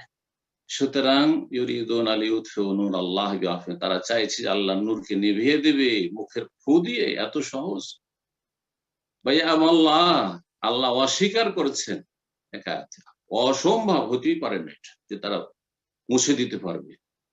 ইল্লা ইউতিম্মা নূরা, আল্লাহ অবশ্যই অবশ্যই তার নূরকে পূর্ণতা দান করবেন। আল্লাহু মুতিম্মু নূরিহি আয়াত রয়েছে, ইউরিদুনা লিইউতফিউ নূরাল্লাহি বিআফওয়াহিহিম আল্লাহু মুতিম্মু নূরি ওয়ালাউ কারিহাল কাফিরুন। কাফের, মুশরিক, বিদআতি যতই সেটাকে একেবারে ঘৃণা করুক, অপছন্দ করুক, আর বিরোধিতা করুক, শত্রুতা করুক, প্রতিহত করুক, কখনো ঠেকাতে পারবে না ইনশাআল্লাহ। খুব দ্রুত ইনশাআল্লাহ কোরআন সুন্নাহর যুগ আসছে, তাওহীদের যুগ আসছে, সুন্নাহর যুগ আসছে। শিরক বিদআত মুক্ত হবে, যেমন সৌদি আরব শিরক বিদআত মুক্ত হয়েছে আলহামদুলিল্লাহ। শাইখুল ইসলাম বিন আব্দুল্লাহ রাহমাতুল্লাহির দাওয়াতে ওই রকমই বাংলার জমিন শিরক বিদআত মুক্ত হবে। যারা আজকে কবর মাজারের খেদমত করছে, তারা নিজের হাতে কবর মাজারগুলিকে, পাকা কবরগুলিকে খান খান করে দেবে। আমাদেরকে করতে হবে না, আমাদেরকে বলতে হবে ইনশাআল্লাহ তাআলা। আর যে ভাই পরামর্শ চেয়েছেন যে তিনি নির্যাতিত গ্রামে মসজিদে যেতে পারছেন না, মসজিদে গেলে সেখানে নির্যাতনের শিকার হচ্ছেন, আপনি যদি দেখেন যে সেখান থেকে কিছু লোককে বের করতে পারবো, তাহলে কিছু জুলুম অত্যাচার বরদাস্ত করে, সবর করে, যেমন রাসূলুল্লাহ সাহাবায়ে কেরামগণ 13 বছর মক্কায় থেকেছেন, এই সিরাতুন নবী থেকে আপনি দর্শ নেন, শিক্ষা নেন, কিছু সময় থাকেন, কিছু লোককে এই জাহান্নামের রাস্তা থেকে ফিরিয়ে নিয়ে আসেন, শিরক বিদআতের রাস্তা থেকে ফিরিয়ে নিয়ে আসেন। যদি পারেন তো আলহামদুলিল্লাহ, যদি দেখেন যে না পারা যাবে না, একেবারে কট্টর গোঁড়া অন্ধ, কলুবনা গুলফ ইহুদি চরিত্র রয়েছে, তাদের অন্তর আবৃত, ঢাকা, তাহলে আপনি সেখান থেকে হিজরত করেন। যদি তাদেরকে হেদায়েত না করতে পারেন তাহলে সেখান থেকে হিজরত করেন, আপনি মদিনা খুঁজেন, মানে মদিনার নবী সাল্লাল্লাহু আলাইহি ওয়াসাল্লামের যে সিরাত সেই রকম এলাকা খোঁজেন যেখানে গিয়ে আপনি নিজেকে, নিজের পরিবারকে, নিজের ছেলে মেয়েদেরকে কোরআন সুন্নাহর শিক্ষা দিতে পারবেন, ভালো ইসলামের তৌহিদ সুন্নাতের তরবিয়ত দিতে পারবেন, নিজেকে রক্ষা করতে পারবেন, নিজের পরিবারকে বাঁচাতে পারবেন। ওয়া আনফুসাকুম ওয়া আহলিকুম নার, এটা প্রথম ফরজ। আর এই হিজরতের রাস্তা খোলা আছে, একই দেশে এক অঞ্চল থেকে আরেক অঞ্চলে হিজরত করা। শেখ আব্দুল্লাহ আল কাফি আল কুরাইশি রাহমাতুল্লাহ আলাইহি, যিনি আহলে হাদিস জমিয়তে আহলে হাদিসের প্রতিষ্ঠাতা বাংলাদেশে, স্বাধীনতার পরে তার কথা বলছি, তার বংশধর চিটাগাঙ্গের বেদাতি এলাকার, সেখানে তারা বাস করতে দেয়নি তার পূর্বপুরুষদেরকে, তার আব্বা অথবা তার দাদা। তার আব্বা সম্ভবত, ওনার নাম ছিল মৌলানা আব্দুল্লাহ হাদি বা আব্দুল হাদি রহমতুল্লাহ আলাইহি আজমাইন। বাস করতে দেয়নি বিদাতিরা, এই মযহাবের অন্ধ মুকাল্লিদরা। তখন হিজরত করে তিনি চলে এসেছিলেন দিনাজপুরে। আপনাদের জানা আছে যে ডক্টর আব্দুল বারী রহমতুল্লাহ আলাইহি এবং তার বাবা আব্দুল্লাহ বাকি, তার চাচা আব্দুল্লাহ কাফি আল কুরাইশি, তাদের বাড়ি আপনার হচ্ছে দিনাজপুরে। তো হিজরতের রাস্তা খোলা আছে, হিজরত করতে হবে। আল্লাহ তাকুন আরদুল্লাহ ওয়াসিআতান ফাতুহাজিরু ফিহা, আল্লাহ বলছেন যে আল্লাহর জমিন কি প্রশস্ত নয় যে হিজরত করতে? হিজরত করবে। আল্লাহ রাব্বুল আলামিন যেন ঈমান আমল রক্ষা করার তৌফিক দান করেন এবং সঠিক বিশুদ্ধ ইবাদত বন্দেগীর তৌফিক দান করেন, সেই রাস্তাকে আল্লাহ রাব্বুল সহজ করে দেন। আর মনে রাখবেন যে দিনের পথে থাকলে কষ্ট বরদাস্ত করতে হবে। শেষখানে দোয়া করব আমাদের সমস্ত কোরআন সুন্নাহর যারা আলেম ওলামা রয়েছেন এবং দায়ী রয়েছেন, মাশায়েখরা রয়েছেন, আল্লাহ যেন তাদের হেফাজত করেন। বিশেষভাবে তাদের জন্য দোয়া করি, আল্লাহ যেন তাদেরকে সমস্ত অনিষ্ট থেকে হেফাজতে রাখেন এবং যারা জুলম অত্যাচার করছে তাদের ধ্বংসের দোয়া না করে তাদের জন্য হেদায়েতের দোয়া করব। কারণ তারা যদি হেদায়েত হয়ে যায় তো তাদেরও লাভ আছে, আমাদেরও লাভ আছে। আর তারা ধ্বংস হয়ে গেলে তারা ক্ষতিগ্রস্ত হইলো, আর আমরাও তেমন কোনো লাভ পেলাম না, শুধু তারা ধ্বংস হলো, আমাদের মনের জ্বালাটা হয়তো মিটলো। তা না করে যদি একটু সবর করে নিয়ে বলি আল্লাহ মাহদি কওমি ফাইন্নাহুম লা ইয়ালামুন, আল্লাহ আমার জাতিকে হেদায়েত করো, তারা অবুঝ, সেই জন্য এইসব বদ আচরণ করছে বা করেছে। রাসূলুল্লাহ সাল্লাল্লাহু আলাইহি ওয়াসাল্লামের এটি হচ্ছে সুন্নত, ধৈর্যের সাথে জাতির জন্য হেদায়েতের দোয়া করা। তাইফবাসীর জন্য হেদায়েতের দোয়া করেছেন, হেদায়েতের আশা রেখে আলহামদুলিল্লাহ তাইফ কুফরি শিরক মুক্ত হয়েছে। মক্কাবাসীর জন্য দোয়া করেছেন, তাদেরকে ক্ষমা করে দিয়েছেন, শিরক কুফরি মুক্ত হয়েছে, একজন কাফের মুশরিক আর বাস করেন, আলহামদুলিল্লাহ। এইভাবে যখন দৌস গোত্র আবু তোফাইল দৌসি, আবহা এলাকা, বর্তমান সৌদি আরবের এলাকা আলবাহা এলাকা, সেই এলাকায় দৌস বংশ ছিল। তো এই দৌস বংশ একবারে কট্টর দুশমন ছিল ইসলামের, মুসলিমদের, সাহাবায়ে কেরামদের, রাসূলুল্লাহ সাল্লাল্লাহু আলাইহি ওয়াসাল্লামের। আবু তোফাইল রাদিয়াল্লাহু তাআলা আনহু ইসলাম গ্রহণ করে আসলেন, এসে বললেন যে ইয়া রাসূলুল্লাহ, আপনি বদদোয়া করেন তো যে আইয়ুহলিকা দৌসান, দৌস বংশকে আল্লাহ যেন ধ্বংস করে দেয়, কারণ আমি অনেক চেষ্টা করলাম হেদায়েত করার, কিন্তু তারা হেদায়েত হলো না। তখন রাসূলুল্লাহ সাল্লাল্লাহু আলাইহি ওয়াসাল্লাম বললেন যে আল্লাহুম্মা হাদি দৌসান, আল্লাহ দৌস বংশকে তুমি হেদায়েত করো, ওয়া আতিবিহিম, ওদেরকে মদিনায় নিয়ে আসো। কয়েকদিন পরে দেখা যাচ্ছে যে গোটা বংশ মুসলিম হয়ে এসে হাজির হয়ে গেছে মদিনায়। আল্লাহু আকবার, তাদের প্রতিনিধি এসে হাজির হয়ে গেছে। তো রাসূলুল্লাহ সাল্লাল্লাহু আলাইহি ওয়াসাল্লামের এই দোয়া ছিল, তা আমরাও দোয়া করব গোমরাহ জাতির জন্য, বিদআতপন্থীদের জন্য, সুফিদের জন্য, মযহাবের অন্ধ মুকাল্লিদদের জন্য, তাওহীদ সুন্নাতের সহিহ হাদিসের অনুসরণের যারা বিদ্বেষী তাদের জন্য, যে আল্লাহ যেন তাদেরকে হেদায়েত দান করেন এবং তাদের অনিষ্ট থেকে আমাদের সকলে যেন রক্ষা করেন, আলেম ওলামাদের রক্ষা করেন, জনগণ যারা ভাই বোনেরা রয়েছেন যারা তাওহীদ সুন্নাতের অনুসারী তাদের যে যেখানে আছেন আল্লাহ যেন তাদের রক্ষা করেন সমস্ত অনিষ্ট থেকে, বালা মুসিবত থেকে, মহামারী থেকে। জাযাকুমুল্লাহ খাইর। বারাকাল্লাহু ফিকুম। তো ইনশাআল্লাহ এই পর্যায়ে প্রশ্ন করবেন সাফিরা রহমান, আপনি প্রশ্ন করুন। শায়েখ আসসালামু আলাইকুম রাহমাতুল্লাহি ওয়া বারাকাতুহু, নিউ ইয়র্ক থেকে। ওয়ালাইকুম আসসালাম ওয়া রাহমাতুল্লাহি ওয়া বারাকাতুহু। আহলান ওয়া সাহলান, বলেন। জি, শায়েখ আমি প্রশ্ন করার আগে ওই যে আমি আর আমার ওয়াইফ করোনা মানে কোভিড ভ্যাকসিন নিলাম ফার্স্ট ডোজ, একটু দোয়া করবেন। আল্লাহ হেফাজত করুক, আল্লাহ সুস্থ রাখুক ইনশাআল্লাহ, ইনশাআল্লাহ। জি, আল্লাহ ভালো রাখুক ইনশাআল্লাহ। জি জি, আমার প্রশ্ন হলো যে আমরা যেই 3টা ওয়াক্তে ইমাম সূরা ফাতিহা বলে উচ্চ স্বরে, তারপরে ইমাম আমিন বলার পরে আমরা আমিন বলি। তো আমরা যখন ইমামের ফাতিহা সূরা ফাতিহার পরে আমরা যখন শুরু করব, তাহলে কি আমরাও আমিন বলবো? এটা একটা। আর আরেকটা হলো যে আপনি তো আস্তে পড়বেন, তাই না? জি, আমি আস্তে পড়বো। সূরা ফাতিহা পড়বেন, আস্তে আমিন। যখন আস্তে সূরা ফাতিহা পড়বেন, আস্তে আমিন বলবেন। আর ইমামের সূরা ফাতিহার পরে যখন আমিন বলবেন, তখন জোরে বলবেন, সুন্নাত এটি। জি জি, আর আরেকটা হলো আমরা যখন সিজদায় তাশাহুদের আঙ্গুল নাড়াচাড়া করব, তখন আমার দৃষ্টি কি সিজদায় থাকবে নাকি আমার আঙ্গুলের দিকে? আঙ্গুলের দিকে থাকবে। লা ওকে। ইউজাউযু ইশারাতাম, ইশারা দিকে নজর রাখতে হবে। জি। লা ইউজাউযু বাসারু ইশারাতাম, হাদিস রয়েছে। জি। দৃষ্টি নিবদ্ধ জাযাকাল্লাহ খাইরান। থাকবে আঙ্গুলের দিকে। তো ইনশাআল্লাহ এ পর্যায়ে প্রশ্ন করবেন নামুনা হুসাইন, আপনি প্রশ্ন নুমান হুসাইন, সরি, আপনার নাম হলো নুমান হুসাইন, আপনি প্রশ্ন করুন। আসসালামু আলাইকুম রাহমাতুল্লাহি ওয়া বারাকাতুহু শেখ।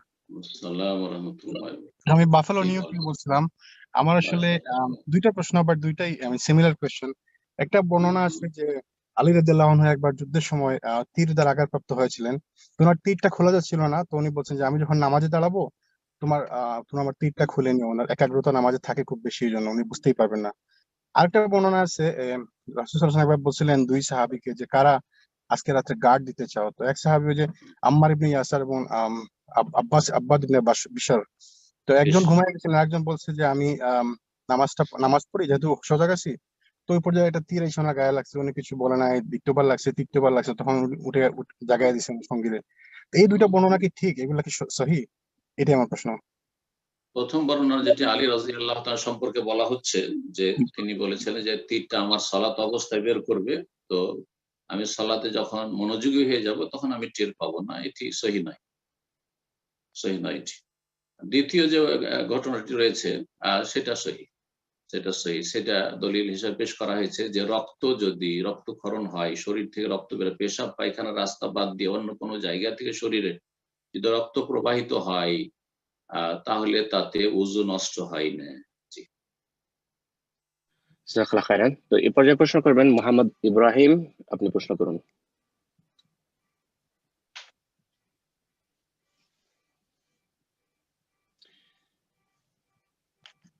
জি মোহাম্মদ ইব্রাহিম, আপনার ফোনটা আনমিউট করে নিন, প্রশ্ন করুন।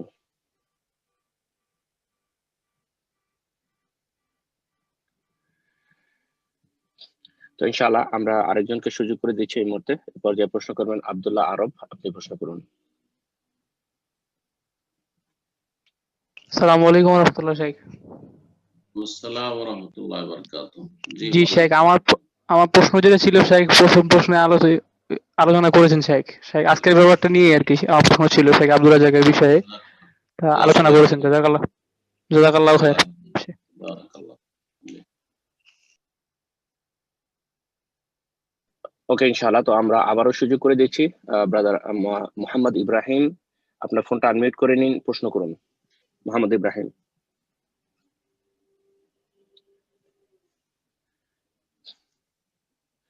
তো ইনশাআল্লাহ যারা আমরা প্রশ্ন করার জন্য লাইনে আছি, জানি অনেক সময় নেটজনিত কারণে আমাদের ফোনগুলো আনমিউট করতে সমস্যা হয়, আবার অনেকে আমরা নতুন লাইনে আছি, আমরা বুঝতে পারি না। আপনাদের নাম যখন মেনশন করা হবে, আপনাদের ফোনের স্ক্রিনে আপনার ফোনটাকে আনমিউট করতে বলা হবে। যদি কারো ফোনে আনমিউট করতে বলা না হয়, আপনারা স্টিল আপনার মাইক্রোফোনটাকে আনমিউট করার চেষ্টা করুন। ব্রাদার ইব্রাহিম, আমি আপনাকে আবার সুযোগ করে দিচ্ছি, আপনি প্রশ্ন করুন, ফোনটাকে আনমিউট করে নিন ব্রাদার ইব্রাহিম। জি। আসসালামু আলাইকুম ওয়া রাহমাতুল্লাহ। আসসালামু ওয়া রাহমাতুল্লাহি ওয়া বারাকাতুহু। জি বলেন। জি শেখ, কেমন আছেন আপনি? আলহামদুলিল্লাহ। কোথেকে বলছেন? শেখ আমি বাংলাদেশ থেকে বলতেছি, ফেনী জেলা থেকে। আচ্ছা আচ্ছা, মাশাআল্লাহ, আল্লাহ বারাক করুন। শেখ আমি জানতে চাইতেছি যে আমরা হাদিস থেকে একটা জিনিস জানছি যে আদম আলাইহিস সালামকে আল্লাহ তাআলা তার নিজের সূরত থেকে সৃষ্টি করেছে। এই কথাটার বিস্তারিত আমি আপনার কাছে জানতে চাই শেখ। খালাকাল্লাহু আদম আলা সূরাতিহি, আল্লাহ রাব্বুল আলামিন আদমকে তার আকৃতিতে, তার সূরতে সৃষ্টি করেছেন। এর একটি অর্থ, একাধিক অর্থ বলা হয়েছে তার একটি অর্থ হচ্ছে যে আদম আলাইহিস সালামকে অত্যন্ত সুন্দর করে, বা আদম সন্তানকে, আদমকে এবং আদম সন্তানদেরকে অত্যন্ত সুন্দর করে লাকাদ খালাকনাল ইনসানা ফি আহসানি তাকওয়িম, অতি উৎকৃষ্ট অবয়বে গঠনে সৃষ্টি করেছেন আল্লাহ রাব্বুল আলামিন। আল্লাহ রাব্বুল অতি সুন্দর আর মানব জাতিকে অতি সুন্দর করে সৃষ্টি করেছেন। এর অর্থ এই নয় যে প্রতিটি ক্ষেত্রে তুলনা করা আল্লাহর সাথে মানুষকে, মানুষের সৃষ্টিকে। আল্লাহর হাত রয়েছে, মানুষের হাত রয়েছে, আল্লাহর হাত আল্লাহর মতো, মানুষের হাত মানুষের মতো। আল্লাহর চোখ রয়েছে, মানুষের চোখ রয়েছে, মানুষের চোখ মানুষের মতো, আল্লাহর চোখ আল্লাহর মতো। জি, এইরকম। তো এটা একটি অর্থ। আরেকটি অর্থ হচ্ছে আলা সূরাতিহি, মানে আলা মানে সূরাত বলতে বাহ্যিক গঠন নয়, এখানে চরিত্র, চরিত্রকে বোঝানো হয়েছে, বা সিফাতিহি গুণাবলী বোঝানো হয়েছে। সূক্ষ্ম ভাষায় বললে গুণাবলী বোঝানো হয়েছে। আল্লাহ রাব্বুল আলামিনের সুন্দর সুন্দর গুণাবলী রয়েছে, মানুষের মধ্যে বেশ সুন্দর সুন্দর ভালো গুণ রয়েছে। যেমন মানুষের মধ্যে রয়েছে মায়া, রহমত, দয়া, মানুষের মধ্যে রয়েছে ক্ষমা দৃষ্টিতে দেখা, উপেক্ষা করা, এগুলো হচ্ছে ভালো চরিত্র, উত্তম চরিত্র। তো এইসব উত্তম চরিত্রগুলি যে মানুষের, একজন ভালো মানুষ হওয়ার জন্য উত্তম চরিত্র যেগুলি লাগে, দানশীলতা, উদারতা ইত্যাদি, এই যতগুলি ভালো গুণ, ভালো চরিত্রের দিক রয়েছে, ধৈর্য ধারণ, আল্লাহ কত ধৈর্য ধরেন। এই জন্য আল্লাহর নাম হচ্ছে সবুর, আল্লাহর নাম হচ্ছে হালিম, আল্লাহর নাম হচ্ছে গফুর। জি হ্যাঁ। তো এখানে খালাকাল্লাহু আদম আলা সূরাতিহি মানে আলা সিফাতিহি, আল্লাহর মধ্যে সুন্দর সুন্দর গুণ রয়েছে, সেই গুণগুলি মানুষকে আল্লাহ দিয়ে সৃষ্টি করেছেন। জি হ্যাঁ, আল্লাহ তাআলা আলাম। জাযাকাল্লাহু খাইরান। তো ইনশাআল্লাহ এই পর্যায়ে প্রশ্ন করবেন মোহাম্মদ ফয়সাল, আপনি প্রশ্ন করুন। আসসালামু আলাইকুম শাইখ। আসসালামু ওয়া রাহমাতুল্লাহি ওয়া বারাকাতুহু। শাইখ, আমি মোহাম্মদ ফয়সাল বলছি বাংলাদেশ থেকে। কেমন আছেন শাইখ? জি আলহামদুলিল্লাহ ভালো আছি। শাইখ, আমার ভালো আছেন? প্রশ্ন হলো, আল্লাহ ভালো। আলহামদুলিল্লাহ ভালো আছি শাইখ। শাইখ, আমার প্রশ্ন, কোন ব্যক্তি যদি আল্লাহর হক পরিপূর্ণভাবে আদায় করে থাকে আর বান্দার হক কিছুটা আদায় গাফিল ছিল, বান্দার হক কিছুটা নষ্ট করেছে, এমন অবস্থায় সে মারা গেলে তার জান্নাতে যাবে, নাকি বিচারের দিন তার স্থান নির্ধারণ করা হবে? কিয়ামতের পূর্বে তার অবস্থান কোথায় হবে? জাযাকাল্লাহ খাইরান। আপনার প্রশ্নের উত্তর ওই হাদিসে রয়েছে, সহিহ মুসলিমের, যে হাদিসে বলা হয়েছে যে আতাদুরুনা মাইল মুফলিস, সর্বহারা তোমরা চেনো কি? তো সাহাবীরা বললেন যে আল মুফলিসু ফিনা মান লা দিরহাম ওয়া লা মাতা, আমাদের মধ্যে সর্বহারা বা নিঃস্ব ওই ব্যক্তি যার কাছে টাকা কড়ি কিছু নেই, মাল সামান নেই। রাসূলুল্লাহ ইন্নাল মুফলিসা মিন উম্মতি মান ইয়াতি ইয়াউমাল কিয়ামাতি বিসালাতিন ওয়া সিয়ামিন ওয়া যাকাতিন ওয়া ইয়াতি কাদ শাতামা হাযা ওয়া দারাবা হাযা ওয়া সাফাকা দামা হাযা ইলা আখিরিল হাদিস। আমার উম্মতের সর্বহারা নিঃস্ব ওই ব্যক্তি, যেই ব্যক্তি নেকির পাহাড় নিয়ে আসবে, সালাত, সিয়াম, যাকাত, হজ, মেলা নেকির আমল নিয়ে এসছে, অনেক, মানে জান্নাতে যাওয়ার যথেষ্ট কাজ করে এসছে, কিন্তু বান্দার হক নষ্ট করে এসছে, যেমনটা বললেন, এই শ্রেণীর লোকের উপর ফিটিয়ে হাদিস। ওয়ায়াতি কাদ শাতামা হাযা, একজনকে গাল দিয়েছে, ওয়া কাযাফা হাযা, এর মিথ্যা অপবাদ দিয়েছে, ওয়া দারাবা হাযা, কাউকে মেরেছে, ওয়া সাফাকা দামা হাযা, কাউকে খুন করেছে, ওয়া কালা মালা হাযা, এর বেঈমানি করেছে, অন্যায় ভাবে টাকা পয়সা মেরে নিয়েছে, জমি জায়গা বেঈমানি করে ইত্যাদি। ফায়ুতা হাযা মিন হাসানাতিহি ওয়া হাযা মিন হাসানাতিহি, নেকি থেকে দেওয়া হবে, একে দেওয়া হবে, ওকে দেওয়া হবে, দিতে দিতে দিতে যদি নেকি সব শেষ, তারপরে একজন চলে এসে, একাধিক জন চলে এসছে যে আমিও পাবো এর কাছে, আমার উপর জুলম অত্যাচার করেছে। আল্লাহ বলবে তো নেকি তো শেষ, তোমার গুনাহ আছে? বলছে হ্যাঁ গুনাহ আছে। ফাতুরিহা আলাইহি সুম্মা ফাতুরিহাত আলাইহি সুম্মা তুরিহা ফিন্নার, তখন ওর গুনাহগুলিকে নিয়ে এর কাঁধে চাপিয়ে দেওয়া হবে, এর আমলনামাতে দিয়ে দেওয়া হবে, আর তারপরে জাহান্নামে ফেলে দেওয়া হবে। তাহলে সব আমল যদি শেষ হয়ে যায়, তাহলে সে জাহান্নামে যাবে, দীর্ঘকাল জাহান্নামে যাবে। সে তো মুসলিম, কাফের নয়, এজন্য চিরকাল জাহান্নামে থাকবেন, দীর্ঘকাল জাহান্নামে থাকবে। কিন্তু যদি দেখা যায় যে একজনের হক নষ্ট করে এসছে, তাহলে কিছু নেকি কমে গেল, কিছু নেকি মাইনাস হলো, কিছু নাকি মাইনাস হওয়ার পরেও যদি দেখা যায় যে তো পেমেন্ট করে দিল নেকি দিয়ে, সেখানে তো আর টাকা পয়সা থাকবে না। তো নেকি দিয়ে পেমেন্ট করার পরেও যথেষ্ট নেকি আছে জান্নাতের জন্য প্রথম খানি, তাহলে যথেষ্ট হয়ে গেল, নেকি কমে গেল, মর্যাদা নিচে নেমে গেল, অথচ ওপরে যেতে পারতো যদি মানুষের হক নষ্ট না করে আসতো। তো সেই ব্যক্তি প্রথম খানি জান্নাতে যেতে পারে, আবার কিছুদিনের শাস্তি কেটে সাজা পেয়ে জাহান্নামে তারপরে চলে আসতে পারে। তাহলে যারা বান্দার হক নষ্ট করবে তারা সবাই এক শ্রেণীর নয়, অনেক বেশি হক নষ্ট করেছে, শুধু তার তাওহীদটা বাকি আছে, দীর্ঘকাল জাহান্নামে থেকে একদিন ফিরে আসবে। কারণ একমাত্র কাফের চিরস্থায়ী জাহান্নামী, কোন মুসলিম চিরস্থায়ী জাহান্নামী নয়, যদি তার ইসলাম টিকে থাকে, ঈমান ভঙ্গকারী না হয়। ভালো করে মনে রাখবেন। আর যদি দেখা যায় যে না, কিছু লোকের হক নষ্ট করেছে আর তাদের পেমেন্ট করার পরে কিছুদিনের জন্য জাহান্নামে যেতে হলো, তাহলে বলবো যে কিছু কাল জাহান্নামে শাস্তি থাকবে আর তারপরে জাহান্নামে শাস্তি ভোগ করে ফিরে আসবে। আবার এমনও হবে যারা বান্দার হক নষ্ট করেছিল দুনিয়াতে, কিন্তু অল্প স্বল্প ছিল, নেকি দিয়ে পেমেন্ট করেও যথেষ্ট নেকি আছে, জান্নাতে যেতে পারবে, প্রথমখানি জান্নাতে চলে যাবে। আশা করি বিষয়টি বুঝতে পেরেছেন। জাযাকুমুল্লাহ। বারাকাল্লাহু ফিকুম। তো ইনশাআল্লাহ এ পর্যায়ে প্রশ্ন করবেন মিয়া আফরোজ, আপনি প্রশ্ন করুন। আসসালামু আলাইকুম ওয়া রাহমাতুল্লাহি ওয়া বারাকাতুহু। ওয়ালাইকুম আসসালাম ওয়া রাহমাতুল্লাহি ওয়া বারাকাতুহু। জি বলেন। শাইখ, আমার প্রশ্নটা অজু সম্পর্কে। কে বলছেন? আমরা জানি নিউ ইয়র্ক থেকে বলছি। মাশাআল্লাহ, মাশাআল্লাহ। আমার প্রশ্নটা অজু সম্পর্কে। আমরা জানি মৌজার উপরে মাসা করা যায়, বা এই অবস্থায় যদি জুতা সহ উজু করার পরে মোজা পরার পরে জুতা পরা হয়, তারপরে এক সময় দেখা গেল উজু করতে হয়, এই অবস্থায় কি জুতার উপরে মাসা করা যাবে? না, জুতার মাসা নেই, মোজার মাসা আছে, মোজাই করবেন। হাদিস আছে মোজার আল মাসু আলাল খুফাইন, মোজার উপর মাসা। মোজা ওপর পর্যন্ত থাকে, টাকনার ওপর পর্যন্ত থাকে, টাকনার নিচে মোজা থাকলে সেই মোজার উপর মাসা চলবে না। হুজুর অঙ্গ পুরো ঢাকা থাকে মোজাতে, এবং মোজা খুলে বারবার ধোয়া কষ্টকর। তারপরে ধোয়ার পরে যদি মোজা পরা হয় তো গন্ধ হয়ে যাবে, আরো ময়লা আবর্জনা বেশি বেড়ে যাবে। এসব হিকমতের জন্য মোজার মাসার ছাড় দেওয়া হয়েছে। সেটা চামড়ার মোজা হইতে পারে, আর কাপড়ের মোজাও সেটা হইতে পারে, জওরাব হইতে পারে। কিন্তু জুতার উপরে মাসার কোনো হাদিস নেই, সুতরাং জুতার উপর মাসা জায়েজ নয়। একমাত্র জুতো যদি একবার ওপর পর্যন্ত ঢাকা থাকে মোজার মতো, আর সেটা খুলে, যেমন আর্মিদের কিছু জুতা রয়েছে, বুট রয়েছে, আর সেই ক্ষেত্রে বলা যেতে পারে, সেই ক্ষেত্রে বলা যেত। কিন্তু সাধারণ জুতা তো টাকনার নিচে থাকে, এমনকি টাকনা ঢাকা থাকলেও জুতা খোলা সহজ, সুতরাং জুতোর উপর মাসা জায়েজ নয়। মোজার মাসার জন্য প্রথম শর্ত হচ্ছে যে আপনি মাসা করার আগে যখন মোজাটা পরিধান করেন, তখন আপনি ওযু অবস্থায় মোজা পরিধান করেছেন। জি।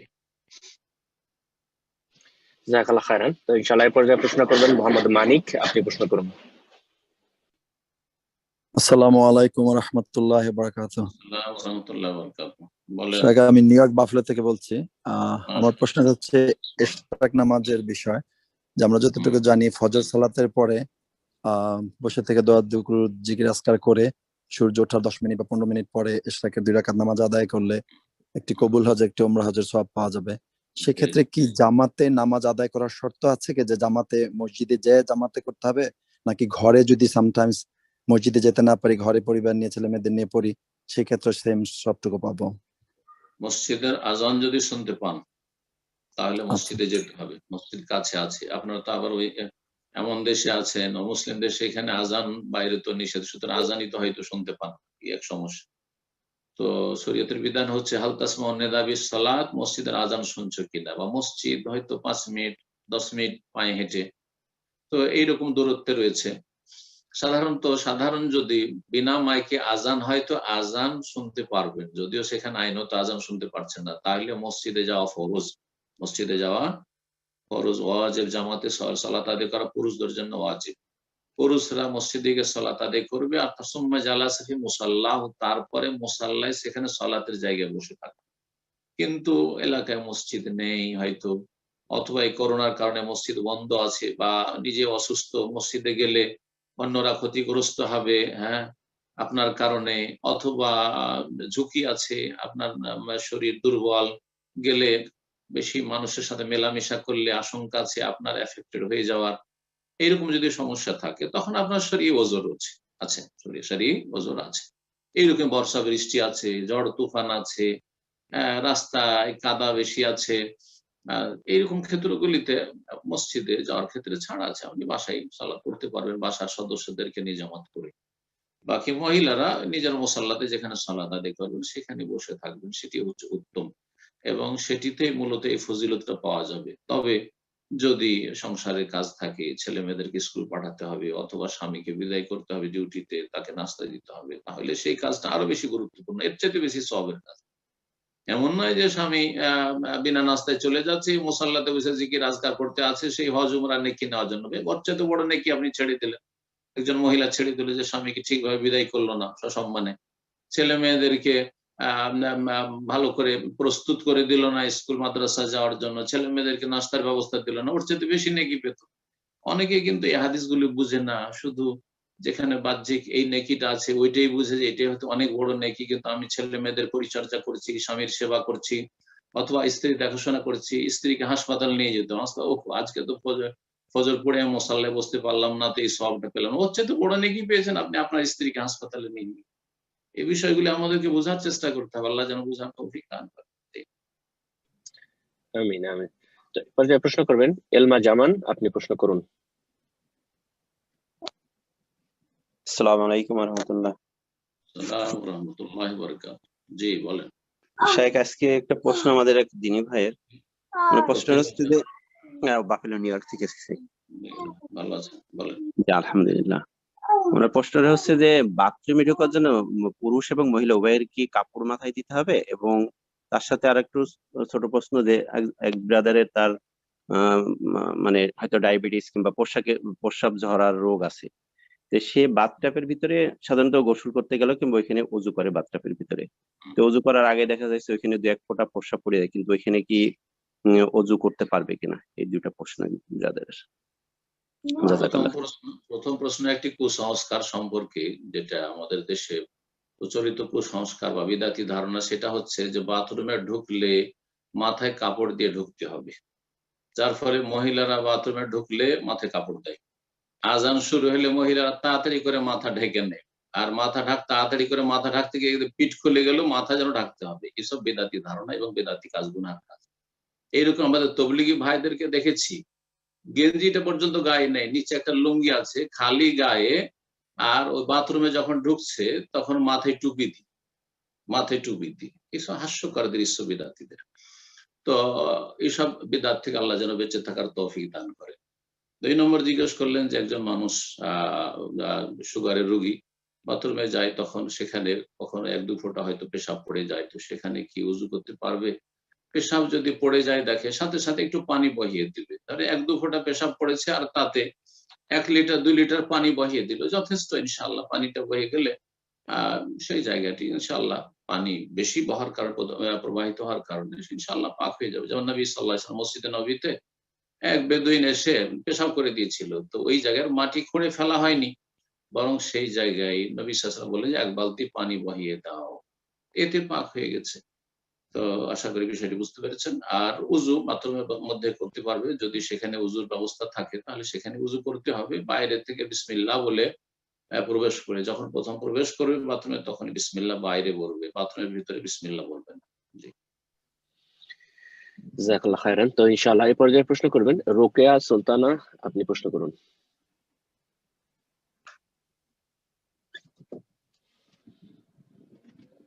জি রোকেয়া সুলতানা, আপনার ফোনটা আনমিউট করে নিন, আপনার ফোনটাকে আনমিউট করতে বলা হচ্ছে। জি আসসালামু আলাইকুম শায়েখ, আমি বাংলাদেশ থেকে বলছি। ওয়ালাইকুম আসসালাম ওয়া রাহমাতুল্লাহি ওয়া বারাকাতুহু। বলেন। জি আপনি ভালো আছেন? আলহামদুলিল্লাহ, ভালো আছেন আপনারা? জি জি আলহামদুলিল্লাহ। শায়েখ আমার প্রশ্ন হচ্ছে যে আমাদের অনেক সময় কখনো ডাক্তারের কাছে গেলে বা কোথাও এমন জায়গায় যাই যেখানে মানে নামাজ পড়তে গেলে হয়তো অল্প একটু জায়গা আছে, বা চেয়ারে বসে পড়তে হয়, বা গাড়িতে এমন হয় যে বসে পড়তে হয়, সেক্ষেত্রে কি যদি পায়ে জুতা থাকে, জুতা কি খুলে নামাজ পড়বো নাকি জুতা সহই নামাজ পড়া যাবে? জুতা সহই নামাজ পড়বেন। জি জুতা সহই সালাত পড়ে। জুতাতে যদি নাপাক কিছু না থাকে, এই নয় যে আপনাকে জুতা ধুইতে হবে, মুছতে হবে। জুতাতে পেশাব পায়খানা কিছু লেগে নেই, জানছেন? জুতা নরমাল যেমন রাস্তাঘাটে চলে ধুলো মাটি লেগে আছে, কিন্তু পেশাব পায়খানা কিছু দেখতে পাচ্ছেন না, তাহলে আসল হচ্ছে যে আপনার জুতো পাক। সুতরাং সেই জুতোতেই সালাত আদায় করবেন, জুতো খোলার প্রয়োজন নেই। বরং বেশ কিছু হাদিস রয়েছে যে হাদিসগুলোর উপর আমল করলে মাঝে মধ্যে জুতো পরে স্যান্ডেল পরেও সালাত আদায় করা উচিত। জি হ্যাঁ, যাতে করে ইহুদিদের বিরোধিতা হয়।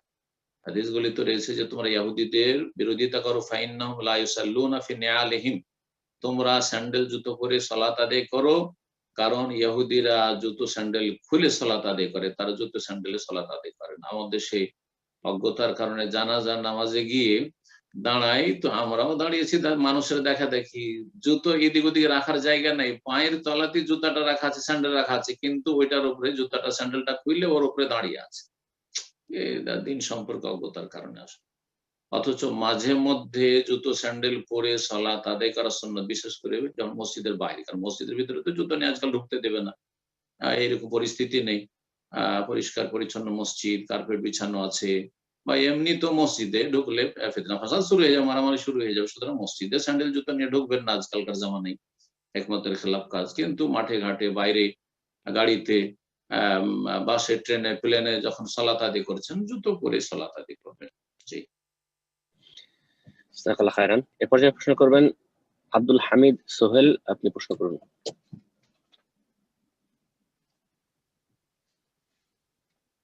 আসসালামু আলাইকুম ওয়া রাহমাতুল্লাহি শেখ, আমি নিউ ইয়র্ক থেকে বলছি। ওয়া রাহমাতুল্লাহি ওয়া বারাকাতুহু। জি বলেন। আচ্ছা, আমার প্রশ্ন হচ্ছে পুরনো কোরআন যেগুলো ছেঁড়া পাতা বা খুললেই ডাস্ট, মানে অস্বাস্থ্যকর এরকম কিছু ডিসপ্লে থাকে বিভিন্ন মসজিদে বা বাসায় থাকতে পারে কারো, তো এগুলো তো ধরেন আমাদের এই পরিবেশে পোড়ানো বা পানিতে ফেলার মতো পরিবেশটা তেমন নাই, হয় না। তো এগুলাকে ডিস্ট্রয় করার জন্য কি আমরা শ্রেডার মেশিন যেগুলো মানে একদম মানে পুরো চিরে ইয়ে করে ফেলে, এটা কি ইউজ করা যাবে কিনা? আর অন্যান্য বই যেগুলো আপনার কোরআন না, যে সমস্ত মানে সহি বই না, যেগুলো আমরা মানে ফেলে দিতে চাই, এগুলা কি এমনিতে ফেলে দেওয়া যাবে কিনা, বেঁধে মানে আপনার রিসাইকেল করা যাবে কিনা? গুরুত্বপূর্ণ প্রশ্ন করেছেন। এই প্রশ্ন সম্পর্কে অনেকের অজ্ঞতার কারণে বড় সংশয় থাকে যে আরে কিতাব পুড়িয়ে দিতে বলেছি তো চরম অন্যায় কাজ বলেছে, অথচ পুড়িয়ে দিলেই যদি সৎ নিয়তের সাথে পুড়ায় যে সেটা সম্মান রক্ষার্থী, সেই কিতাবের বা সেই কিতাবগুলির সেই কথাগুলি যা তাতে লেখা আছে সেগুলি সম্মানার্থে পুড়িয়ে দেওয়া একটা ভালো নিয়ত, আর সেটা মানহানি করার জন্য পুড়িয়ে দেওয়া, জ্বালিয়ে দেওয়া, সেটা হচ্ছে অন্য নিয়ত। ইন্নামাল আমালু বিন্নিয়াত। এখানে প্রশ্ন দুটো, একটা হচ্ছে কোরআনে কারীমের সেই পাতাগুলি অথবা যেগুলিতে আল্লাহর নাম আছে, কোরআন বা হাদিস, এইরকম আওরাক মুহতারামা, সম্মানিত পাতা, যেগুলি সম্মানীয় পাতা বা বই পুস্তক, যাতে আল্লাহর নাম আছে, ইসলামের কথা আছে, আয়াত আছে, হাদিস আছে ইত্যাদি, এইসব যেগুলি বই পুস্তক, সেগুলি জ্বালিয়ে দেওয়া এর বিধান।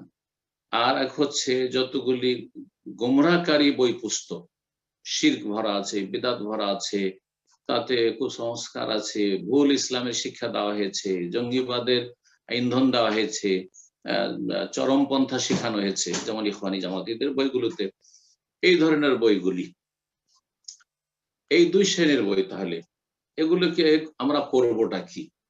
এই ক্ষেত্রে আমাদের সামনে যদি আমরা দেখি তো সুন্নত আছে, আমরা সুন্নত পাচ্ছি আমরা খোলাফায়ে রাশিদিনদের মধ্য থেকে খলিফায়ে রাশিদ উসমান রাদিয়াল্লাহু তাআলা, উসমান রাদিয়াল্লাহু তাআলা যখন কোরআন কারীমের মুসহাফ তৈরি করলেন, গোটা কোরআন কারীম সূরা ফাতিহা থেকে সূরা নাস পর্যন্ত, তখন বাকি যেসব অবশিষ্ট এদিক সেদিক ছড়িয়ে ছিটিয়ে থাকলো কোরআনের আয়াত, যেগুলো অপ্রয়োজনীয়, এগুলো কি করবেন? তখন সেগুলিকে জ্বালিয়ে দেওয়ার নির্দেশ দিলেন সসম্মানে। কি জন্য?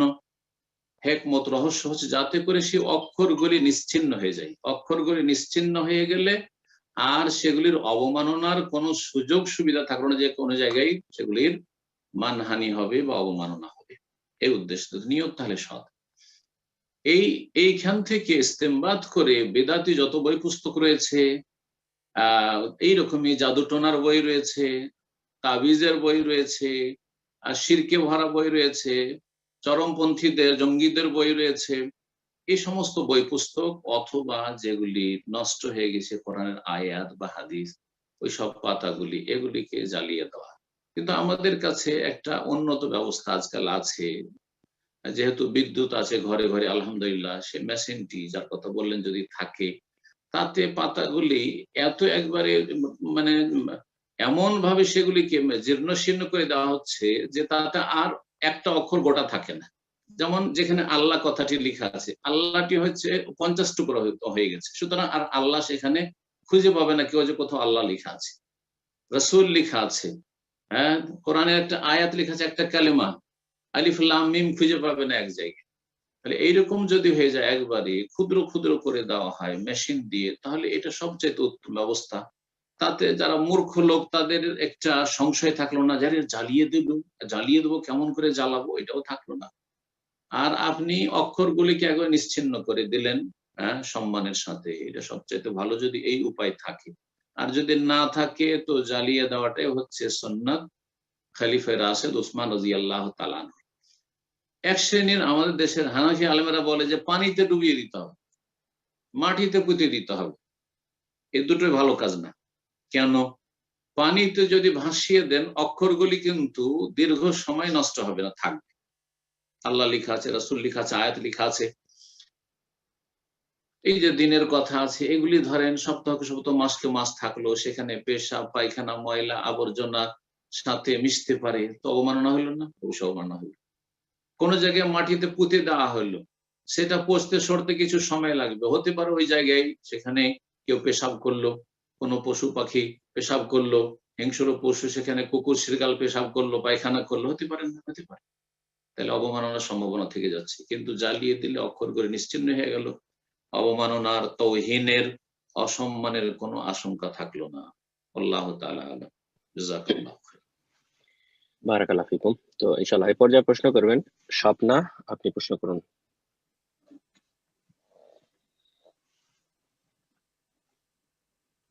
আসসালামু আলাইকুম শায়েখ, বাংলাদেশ থেকে বলছি। ওয়ালাইকুম আসসালাম ওয়া রাহমাতুল্লাহি ওয়া বারাকাতুহু। বলেন। শায়েখ, আমার ছোট দুইটা প্রশ্ন। প্রথম প্রশ্নটা হচ্ছে বেতর সালাত 3 রাকাত পড়লে ওই দ্বিতীয় রাকাতে সূরা আলাক পড়ার যে নিয়মটা আছে, এখন সূরা সূরা আলাকে আলাক নেই, সূরা আলা আছে প্রথম রাকাতে। হ্যাঁ সূরা সূরা আলা আলাক প্রথম তো রাকাত। সূরা আলাতে এখন ওই যে সেজদার আয়াতটা পড়ে, এখন সেজদার না, আয়াতটা সূরা আলাতে না, সূরা আলাকে সিজদা আছে। সূরা আলাকে সিজদা আছে, কিন্তু সূরা আলাক ভেতরে পড়া সুন্নত নয়, জায়েজ। আপনি ইকরা বিসমি রাব্বিকাল খালাক যদি পড়েন তো সুন্নত বলবেন না, বলবেন যে জায়েজ, যে কোনো ফাকরা মা তায়াসসার মিনাল কোরআন, কোরআন থেকে যা সহজ সাধ্য তাই পড়তে পারেন। এখন আপনার প্রশ্ন কি, সিজদা আছে, সিজদা করব কিনা, এই তো? হ্যাঁ হ্যাঁ, জি। সেজদাটা কিভাবে করতে হবে? আর একটা সিজদা প্রশ্ন। করা সুন্নত, সিজদা করা সুন্নত। যদি সিজদা করেন, সিজদা করে নিলেন, সিজদা করার পরে উঠে যদি মনে করেন যে তারপরে একটা সূরা পড়লাম, তার পাশের সূরাটি ধরেন সূরা সেখানে রয়েছে ইন্না আনজালনা ফি কদর, সেটা পড়লেন, অথবা সূরা ইখলাস কোন একটা সূরা পড়ে নিলেন, সেটাও জায়েজ আছে। পড়ে নিয়ে আপনি রুকুতে গেলেন অথবা উঠলেন সিজদা থেকে, সিজদা তেলাওয়াত থেকে উঠলেন, ওঠার পরে আবার আল্লাহু আকবার বলে সরাসরি রুকুতে চলে গেলেন, সেটিও জায়েজ রয়েছে। অর্থাৎ সিজদা তেলাওয়াত থেকে উঠে তেলাওয়াত করা আবশ্যক নয়, করলে ভালো, না করলে কোনো অসুবিধা নেই। জি। আর একটা ছোট কোশ্চেন, যে হচ্ছে আমাদের সালামের উত্তর অনেকে ওয়ালাইকুম আসসালাম দেয়, আবার হচ্ছে কেউ কিছুদিন আগে দেখছি ফেসবুকে অনেকে লিখছে ওয়ালাইকুম আসসালাম, এটা হচ্ছে সালামের উত্তরটা ভুল, ওয়ালাইকুম সালাম হবে। এটা কি দুইটাই সঠিক হবে নাকি একটা সঠিক হবে? ওয়ালাইকুম আসসালাম এটা সঠিক হবে? যদি মিলিয়ে পড়েন ওয়াসল, যদি মিলিয়ে পড়েন আর আরবি মিলিয়ে পড়তে হয় এরকম ক্ষেত্রে তো ওয়ালাইকুমুস সালাম মিলিয়ে পড়বেন। আলটা তখন সাইলেন্ট হয়ে যাবে, আল সাইলেন্ট হয়ে তখন মুসালাম হয়ে যাবে, ওয়ালাইকুমুস সালাম। আর যদি সেখানে ওয়াকফ করেন, ওয়াসল না করে থেমে যান, তাহলে ওয়ালাইকুম আর আসসালাম, ওয়ালাইকুম যুক্ত আসসালাম, আর যখন দুটোকে একসাথে মিলালেন তখন ওয়ালাইকুমুস সালাম। এখন আপনি যদি ওয়ালাইকুম বলে একটু থামেন তাহলে আসসালাম বলবেন, না থামেন তাহলে ওয়ালাইকুম আসসালাম বলবেন। জাযাকাল্লাহু খাইরান। এই পর্যায়ে প্রশ্ন করবেন জাহিদুল আল আমিন, আপনি প্রশ্ন করুন। আসসালামু আলাইকুম ওয়া রাহমাতুল্লাহি ওয়া বারাকাতুহু শাইখ। আসসালামু ওয়া রাহমাতুল্লাহি ওয়া বারাকাতুহু। পেনসিলভানিয়া থেকে বলছি, ভালো আছেন? মাশাআল্লাহ মাশাআল্লাহ, বলেন। জি, একটা কোশ্চেন ছিল। কিছুদিন আগে একজন সহিহ আকীদার আলেম থেকে বক্তব্যটা শুনছি যে যদি কাউকে আপনি আল্লাহর জন্য ভালোবাসেন তাহলে তারা জানানো উচিত, এটা নাকি একটা হাদিসে আছে, এটা কি আসলেই সহিহ হাদিসটা? আর যদি ধরেন যে আমরা তো অনেক শায়েখদের বক্তব্য শুনি, তাদেরকে আল্লাহর জন্যই ভালোবাসি, তো তাদের না বলতে পারলে ওই ক্ষেত্রে কি হবে, যদি এটা একটু বলতেন। জি, জাযাকাল্লাহু খাইরান। হ্যাঁ, হাদিস এই মর্মে রয়েছে, যদি কেউ কাউকে ভালোবাসে তো তাকে জানিয়ে দিলে ভালো, জানিয়ে দেওয়াটা ভালো, মুস্তাহাব, ওয়াজিব, ফরজ নয় যে আপনাকে জানাইতেই হবে।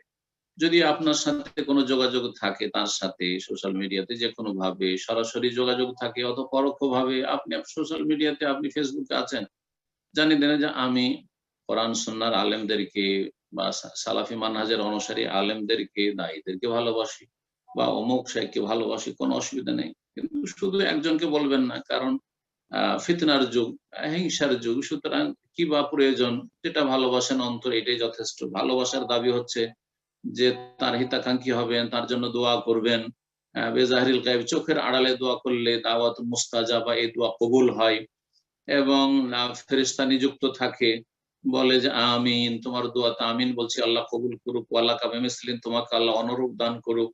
এই ফজিলত আপনি পাবেন, আপনি বেনিফিটেড বেশি, লাভবান বেশি। তো জানিয়ে দেওয়া কোনো জরুরি নয়, আবার বলছি মুস্তাহাব, জানিয়ে দিতে পারলে ভালো, না জানালে কোনো অসুবিধা নেই।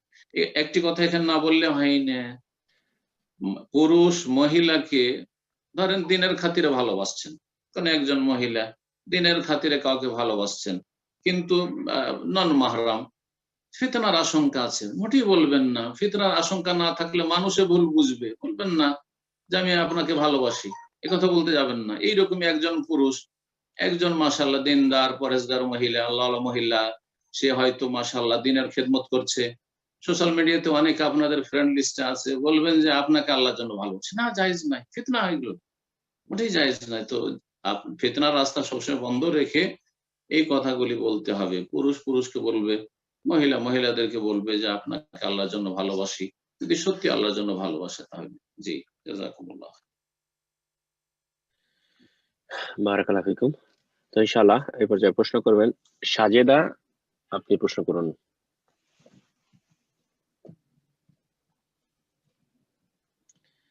জি সাজেদা, আপনি প্রশ্ন করুন। আসসালামু আলাইকুম ওয়া রাহমাতুল্লাহ। ওয়ালাইকুম আসসালাম ওয়া রাহমাতুল্লাহি ওয়া বারাকাতুহু। জি শেখ, আমার গত সপ্তাহে একটা প্রশ্ন ছিল, ওইটা ওই যে কোথা থেকে আমরা বলছেন? যে রুকুর ওইটা, আর একটা কোশ্চেন যে অনেক সময় আমরা যেমন ফরজ সালাত আদায় করলে অনেক সময় মনে হয় যে কি 2 রাকাত পড়লাম না 4 রাকাত পড়লাম, বা কি আতাহিয়াতু কি পড়লাম নাকি মানে আমি ভুলে গেলাম, অনেক সময় এরকম মনে হয়। তখন ওই অবস্থায় কি আমার এটা সহজ সিজদা দিলে হবে নাকি আবার আমার পুনরায় পুরো নামাজ শেষ করে? গত সপ্তাহে তার মনে থাকবে না, আমার ওইভাবে মনে থাকে না, কত প্রশ্ন আসে, আপনি নতুন করে বলেন। গত সপ্তাহে আমি কোশ্চেন করছিলাম যে আমরা যে অনেক সময় আয়াত পড়ি যে 1 রুকু পড়ছি 2 রুকু পড়ছি, মানে রুকুটা কি? ও আচ্ছা আচ্ছা, রুকু, হ্যাঁ হ্যাঁ, রুকু এবার মনে করেছেন, ঠিক বলছি ওটা ইনশাআল্লাহ। আর কি প্রশ্ন বলেন? আর আরেকটা কোশ্চেন যে অনেক সময় আমরা ফরজের সালাত আদায় করি, তো সুন্নত বা নফলে তো সহজ সিজদা দিলে হয় এটা জানি, কিন্তু ফরজে যেমন অনেক সময় আমি মনে হইলো যে আমি কি 4 রাকাত পড়লাম না 2 রাকাত পড়লাম, বা আতিহাতু কি পড়লাম নাকি পড়লাম না, ওই ক্ষেত্রে কি আমার সহজ সিজদা দিলে হবে নাকি আমার পুরো নামাজ আদায় করে আবার পুনরায় নামাজ পড়তে হবে? না না, সহজ সিজদা। যখন সন্দেহ হবে যে 3 পড়লাম না 4 পড়লাম, তখন কমটা নিশ্চিত আর বেশিটা অনিশ্চিত, সুতরাং কমটা ধরে নেবেন যে 3ই পড়েছি, হয়তো আসলে 4ই পড়েছেন, কিন্তু যেহেতু সন্দেহ হয়ে গেল সেজন্য 3 ধরে নিয়ে তারপর আর 1 রাকাত পড়ে তখন সহজ সিজদা করবেন, সালামের আগে অথবা সালামের পরে। সালামের আগে অথবা সালামের পরে, অসুবিধা নেই, দুটোই জায়েজ রয়েছে। এই বিষয়ে আর বেশি সূক্ষ্ম এতে খুঁটিনাটি যাওয়ার কোনো প্রয়োজন নেই। জনগণের জন্য আবুল্লাহ সালামের আগেও যদি কেউ সহজ সিজদা করে তাও জায়েজ, আর 2 সালামের পরে করে তবু জায়েজ। কিন্তু এই যে হানাফিরা 1 সালাম ডান দিয়ে সালাম ফিরার পরে সহজ সিজদা করে আর তারপরে আবার আত্তাহিয়াত পড়ে, তারপরে আবার যে সালাম ফিরে, এটি ভিত্তিহীন, এটি সহিহ নয়। 2 সালামের মাঝখানে সহজ সিজদা নেই। জি। আর বাকি থাকলো রুকুর বিষয়, যে কোরআনে কারিমে যে রুকুগুলি আছে এগুলির রহস্য কি। প্রথম কথা, এই বিষয়টি যদি কোরআনের সাথে সম্পর্কিত না হইতো তাহলে এই প্রশ্নে এমন কোনো বিশেষ ফায়দা নেই, কারণ এটি কোনো এমন এই বিষয় নয়, দিনের কোনো হুকুম আহকামের সাথে সম্পর্ক নয়, আকীদার সাথে সম্পর্ক নয়, ইবাদতের সাথে সম্পর্কিত নয়, আর আখলাক চরিত্র হালাল হারামের সাথে সম্পর্কিত নয়। এটি একটি ইতিহাসের সাথে সম্পর্কিত। এই যে রুকু লেখা আছে, রুকুটা কোত্থেকে আসলো? হ্যাঁ, সেজদা যে লেখা আছে কোরআনে কারিমে 15 জায়গায়, এটা হচ্ছে শরঈ বিষয়, এটা জানতে হবে যে কোরআনে কারিমে 15টি সেজদা আছে। যারা 14টি বলছে এই মতটি দুর্বল, বরং 15টি সেজদা রয়েছে। সূরা হজে 2টো সেজদা রয়েছে, দুটোই সুন্নাত, সুতরাং টোটাল 15টি সেজদা। এটা হচ্ছে শরঈ বিষয়, ইবাদতগত বিষয়। বাকি কোরআনে যে রুকু, কিছুটা যাওয়ার পরে রুকু, কিছুটা যাওয়ার পরে রুকু, সূরা ফাতিহা একটা রুকু, আর তারপরে সূরা বাকারাতে রুকু, এইভাবে কোরআনে কারিমে টোটাল 540টি রুকু রয়েছে, 540টি রুকু রয়েছে। এই রুকুর রহস্যটা কি? প্রথম কথা জানতে হবে যে রাসূলুল্লাহ সাল্লাল্লাহু আলাইহি ওয়াসাল্লামের জামানায়, সাহাবায়ে কেরামদের জামানায়, তাবেঈনদের জামানায়, তাবা তাবেঈন জামানায়, চার ইমাম আবু হানিফা, শাফি, মালিক, আহমদ, ইমাম বুখারী, মুসলিম, এদের যুগে হয়তো এই রুকুগুলি ছিল না। এই রুকুর প্রচলনটা 3য় শতাব্দীর শেষে অথবা 4র্থ শতাব্দীর প্রথম দিকে, মানে 300 বছর পর, রাসূলুল্লাহ সাল্লাল্লাহু আলাইহি ওয়াসাল্লামের 300 বছর পর এই কোরআনে কারিমে রুকু রাখা হয়েছে, রুকু লেখা হয়েছে। রুকুটা লিখলো কারা এবং কি জন্য লিখলো, রহস্য কি, আর 540 কেন, এই বিষয়টা জানতে হবে। এটা প্রথম শুরু করেছে বুখারা, সামারকান্দ এলাকার লোকেরা। ইমাম বুখারী রাহিমাহুল্লাহর দেশ আজারবাইজান, উজবেকিস্তান, এইসব এলাকার লোকেরা। এক এক যুগে এক এক এলাকায় হাফেজদের সংখ্যা বেশি হতো। একটা যুগ ছিল সারা পৃথিবীতে সবচেয়ে বেশি হাফেজ এবং আলেম হইতো বুখারা এলাকায়। জি, ইমাম বুখারীর মতো সবচেয়ে বড় মুহাদ্দিস বুখারা আপনার উজবেকিস্তানে, জি, ইমাম তিরমিজি আজারবাইজানে, এইভাবে। তো ওই এলাকাটা ছিল হাফেজদের এলাকা, আর হাফেজরা মূলত তারাবি পড়ায় রমজান মাসে। আর ওই এলাকাটা ছিল হানাফি প্রধান এলাকা, আর হানাফিরা সাধারণত 20 রাকাত তারাবি পড়ে। তো 20 রাকাত তারাবি যে তারা পড়তো, তো তারাবিতে কোরআন খতম করবে, তো কোনখানে গিয়ে থামবে? 1 রাকাত পড়ে যেখানে থামতো আর রুকুতে যেত, তেলাওয়াত করলো, সূরা ফাতিহা পড়ার পরে তেলাওয়াত করলো 1 রুকু, আর তারপর রুকুতে চলে গেল। ওই যে রুকুতে যেত, সেই জন্য ওখানে রুকু লিখে দিল, সেখানে রুকু লিখে দিল, কখনো একটু বেশি, কখনো একটু কম। এইভাবে প্রতি রাকাতে 1 রুকু করে পড়তো, প্রতি রাকাতে 1 রুকু করে পড়তো। এই যে বুখারার লোকেরা ওই যুগে মানে কোরআন হেফজের ক্ষেত্রে তারা অগ্রণী ভূমিকা পালন করেছে, এর একটা বাস্তব প্রমাণ যদি দেখতে চান, দীর্ঘ সময় ধরে এটা চলে আসছিল। ভারতের যে দিল্লির জামে মসজিদ, সেখানে এখন পর্যন্ত বুখারী, মোগল আমলে যত ইমাম লাগতো শাহী মসজিদগুলি বুখারা থেকে আনা হইতো। মক্কা মদিনা একসময় বুখারীরা অনেক এসে আছে, বড় বড় হাফেজরা, তারপরে মুয়াজ্জিনরা এইসব দেশে এসে আছে। জি, বুখারীরা যথেষ্ট বুখারী বাস করে, বুখারী বংশ বাস করে এখন মক্কা মদিনায়, তারা ওখান থেকে হিজরত করে এসে একসময় ছিল। তারপরে একটা যুগে বাংলাদেশে অনেক হাফেজ, ইন্দোনেশিয়ায় অনেক হাফেজ, তার আগে দেখা যাচ্ছে যে মিশরে অনেক হাফেজের সংখ্যা, সৌদি আরবে এখন সবচেয়ে বেশি হাফেজের সংখ্যা, আলহামদুলিল্লাহ, সবচেয়ে বেশি না হলেও অনেক সংখ্যাই। এবং কোরআন কারীমের খেদমতের ক্ষেত্রে সৌদি আরবে এখন সবচেয়ে বড় অগ্রণী ভূমিকায় রয়েছে। তো এক এক সময় এক একটা যুগে আল্লাহ রাব্বুল এক এক এলাকার লোককে দিয়ে দিন ইসলামের খেদমত নিয়েছেন। যাই হোক, এরা মূলত হানাফি ছিল, 20 রাকাত তারাবি পড়তো, আর এক এক রাকাতে 1 রুকু করে পড়তো। আর 27 রমজানে গিয়ে ওরা খতম করতো। 27 রমজানটাকে হানাফিরা তো ওইটাকে আসল লাইলাতুল কদর, শবে কদর মনে করে, অন্য শবে কদর গুলি তো তাদের কাছে তেমন গুরুত্ব রাখে না, বেজোড় রাতগুলি। তো 27 তারিখে তারা খতম করতো, 29-এ নয়। তো 27-কে 20 দিয়ে গুণ দেন, কত আসবে? 540। 27-কে 20 দিয়ে গুণ দিলে মানে 20 রাকাত প্রতিদিন, আর 27 দিনে গিয়ে খতম হইতো, তাহলে 540 রুকু হয়। সূরা নাসে এসে 540টা রুকু পূরণ হচ্ছে। এইভাবে রুকু গুলি এসেছে। তাহলে রুকু সালাফদের যুগে ছিল না, সুতরাং এটি এমন কোন শরঈ বিষয় নাই। রুকুটা ঠিক ওই রকমই রাখা হয়েছে যেমন কোরআনে কারিমে এক সময় নোক্তা ছিল না, আরবি অক্ষরে নোক্তা দেওয়া হয়েছে, জের জবর পেশ, হ্যাঁ, এসব ছিল না, তাসদীদ ছিল না, সুকুন ছিল না, এমনি আরবরা পড়তে পারতো হরকত ছাড়া। এই হরকত গুলি দেওয়া হয়েছে হাজ্জাজ বিন ইউসুফের আমলে, উমাইয়া শাসকদের আমলে, এইভাবে পরে এগুলি হয়েছে। আল্লাহ তাআলা আলাম। জি।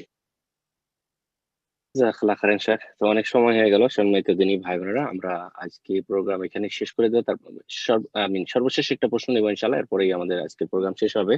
তার পূর্বে বলছি, যারা অনেকেই দেখছেন নতুন ব্রাদার সিস্টার হ্যান্ড রেজ করেছেন, যারা হয়তো সুযোগ পাননি প্রথমের দিকে হ্যান্ড রেজ করতে, তাদের উদ্দেশ্যে বলছি নেক্সট উইকে নিউ ইয়র্ক টাইম দুপুর 1টার সময় প্রোগ্রাম অ্যাটেন্ড করে হ্যান্ড রেজ করুন ইনশাআল্লাহ। আপনাদের পর নেক্সট উইকে আমরা প্রশ্নগুলো নেওয়ার চেষ্টা করবো ইনশাআল্লাহ। তো আজকের সর্বশেষ প্রশ্ন করছেন মোহাম্মদ আজাদ। আপনি প্রশ্ন করুন।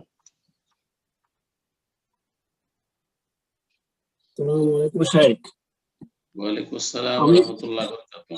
আমি ইউএসএ পেনসিলভেনিয়া থেকে বলছি শেখ। মাশাআল্লাহ শেখ, সবার প্রথমে একটি কথা বলতে শেখ, যে ডক্টর মোহাম্মদ আব্দুল বারী সাহেব শেখ, উনি আমার বড় আব্বার সাবেক ছিলেন, আমার বাসা দিনাজপুর বাংলাদেশে শেখ। ওনারা পার্বতীপুর আপনাদের বাড়ি?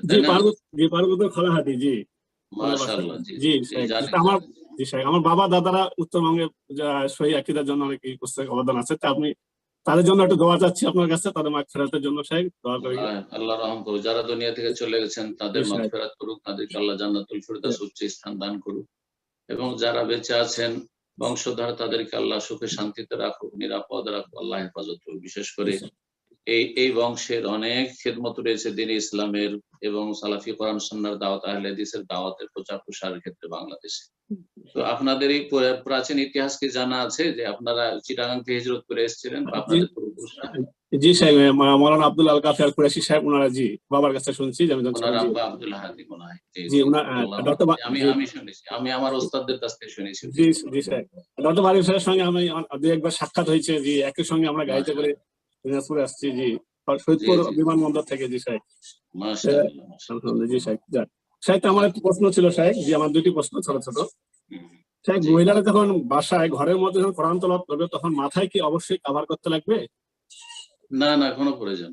কোরআন তেলাওয়াতের জন্য মাথা ঢাকা বা শরীর ঢাকা, শরীর লেবাস যেটা হচ্ছে সেটা সলাতের জন্য শুধু, সিয়ামের জন্য নয়, আর তেলাওয়াতের জন্য নয়, জিকির আজকারের জন্য নয়। মাথায় কাপড় না থাকলেও চলবে, কোনো অসুবিধা নেই। বাস বেগানা পুরুষ না থাকলেও হলো, বাইরের কোনো পুরুষ।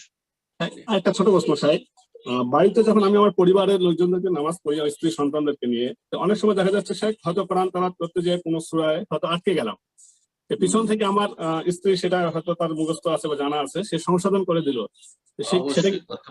সেটা করতে পারবে সাহেব? জাযাকাল্লাহ খাইরান সাহেব, আল্লাহ আপনাকে বারাকাল্লাহ। আজাদ ভাই নাকি আপনি? মোহাম্মদ আজাদ। জি শেখ, ওনার নাম মোহাম্মদ আজাদ, ওনার ফোনটা আমি মিউট করে দিয়েছি। তো শেখ, জাযাকাল্লাহ খাইরান, অনেক সময় হয়ে গেল আজকে, তো আজকে শেষ করে দিন, দোয়া করে শেষ করে দিন ইনশাআল্লাহ। নেক্সট উইকে দোয়া করি আল্লাহ রাব্বুল আলামিন আমাদের আপনাদের সকলের হেফাজত করেন। বিশেষ করে যারা আজকের অনুষ্ঠানে হাজির হয়েছেন, যে যেখান থেকে হাজির হয়েছেন সারা দুনিয়ার, এবং যারা প্রশ্ন করেছেন, প্রশ্ন করেননি, যারা দার্সে থেকেছেন শুরু থেকে অথবা পরে এসেছেন, আল্লাহ সকলকে যেন বরকতময় জীবন দান করেন, সকলকে সমস্ত অনিষ্ট থেকে, বালা মুসিবত থেকে, করোনার মহামারী থেকে আল্লাহ হেফাজত করেন, এবং আমাদের সকলের পরিবার পরিজন, প্রিয়জন, আপনজন, মুমিন ভাই বোনদের আল্লাহ যেন হেফাজত করেন। যারা মুসলিমদের মধ্যে গুমরাহ হয়ে রয়েছে, আল্লাহ তাদেরকে হেদায়াত দান করেন। আল্লাহ বাহদি কওমি ফাইন্নাহুম লা ইয়ালামুন। যারা তাওহীদ সুন্নতের বিরোধিতা করেছে, আল্লাহ তাদেরকে যেন সুবুদ্ধি দান করেন, তাদের কোরআন সুন্নাহর দিকে ফিরে আসার তৌফিক দান করেন। যারা বেদিন হয়ে রয়েছে, যারা দিন থেকে সরে রয়েছে, ফরজ ওয়াজিবে ঘাটতি করেছে, আল্লাহ তাদেরকে যেন হেদায়েত দান করেন, এবং জালেমদের কবল থেকে আল্লাহর ভালো মানুষদের যেন হেফাজত করে। রব্বানা লা তাজআলনা ফিতনাতাল লিল কওমিজ জালিমিন ওয়া নাজ্জিনা বিরহমাতিক মিনাল কওমিল কাফিরিন।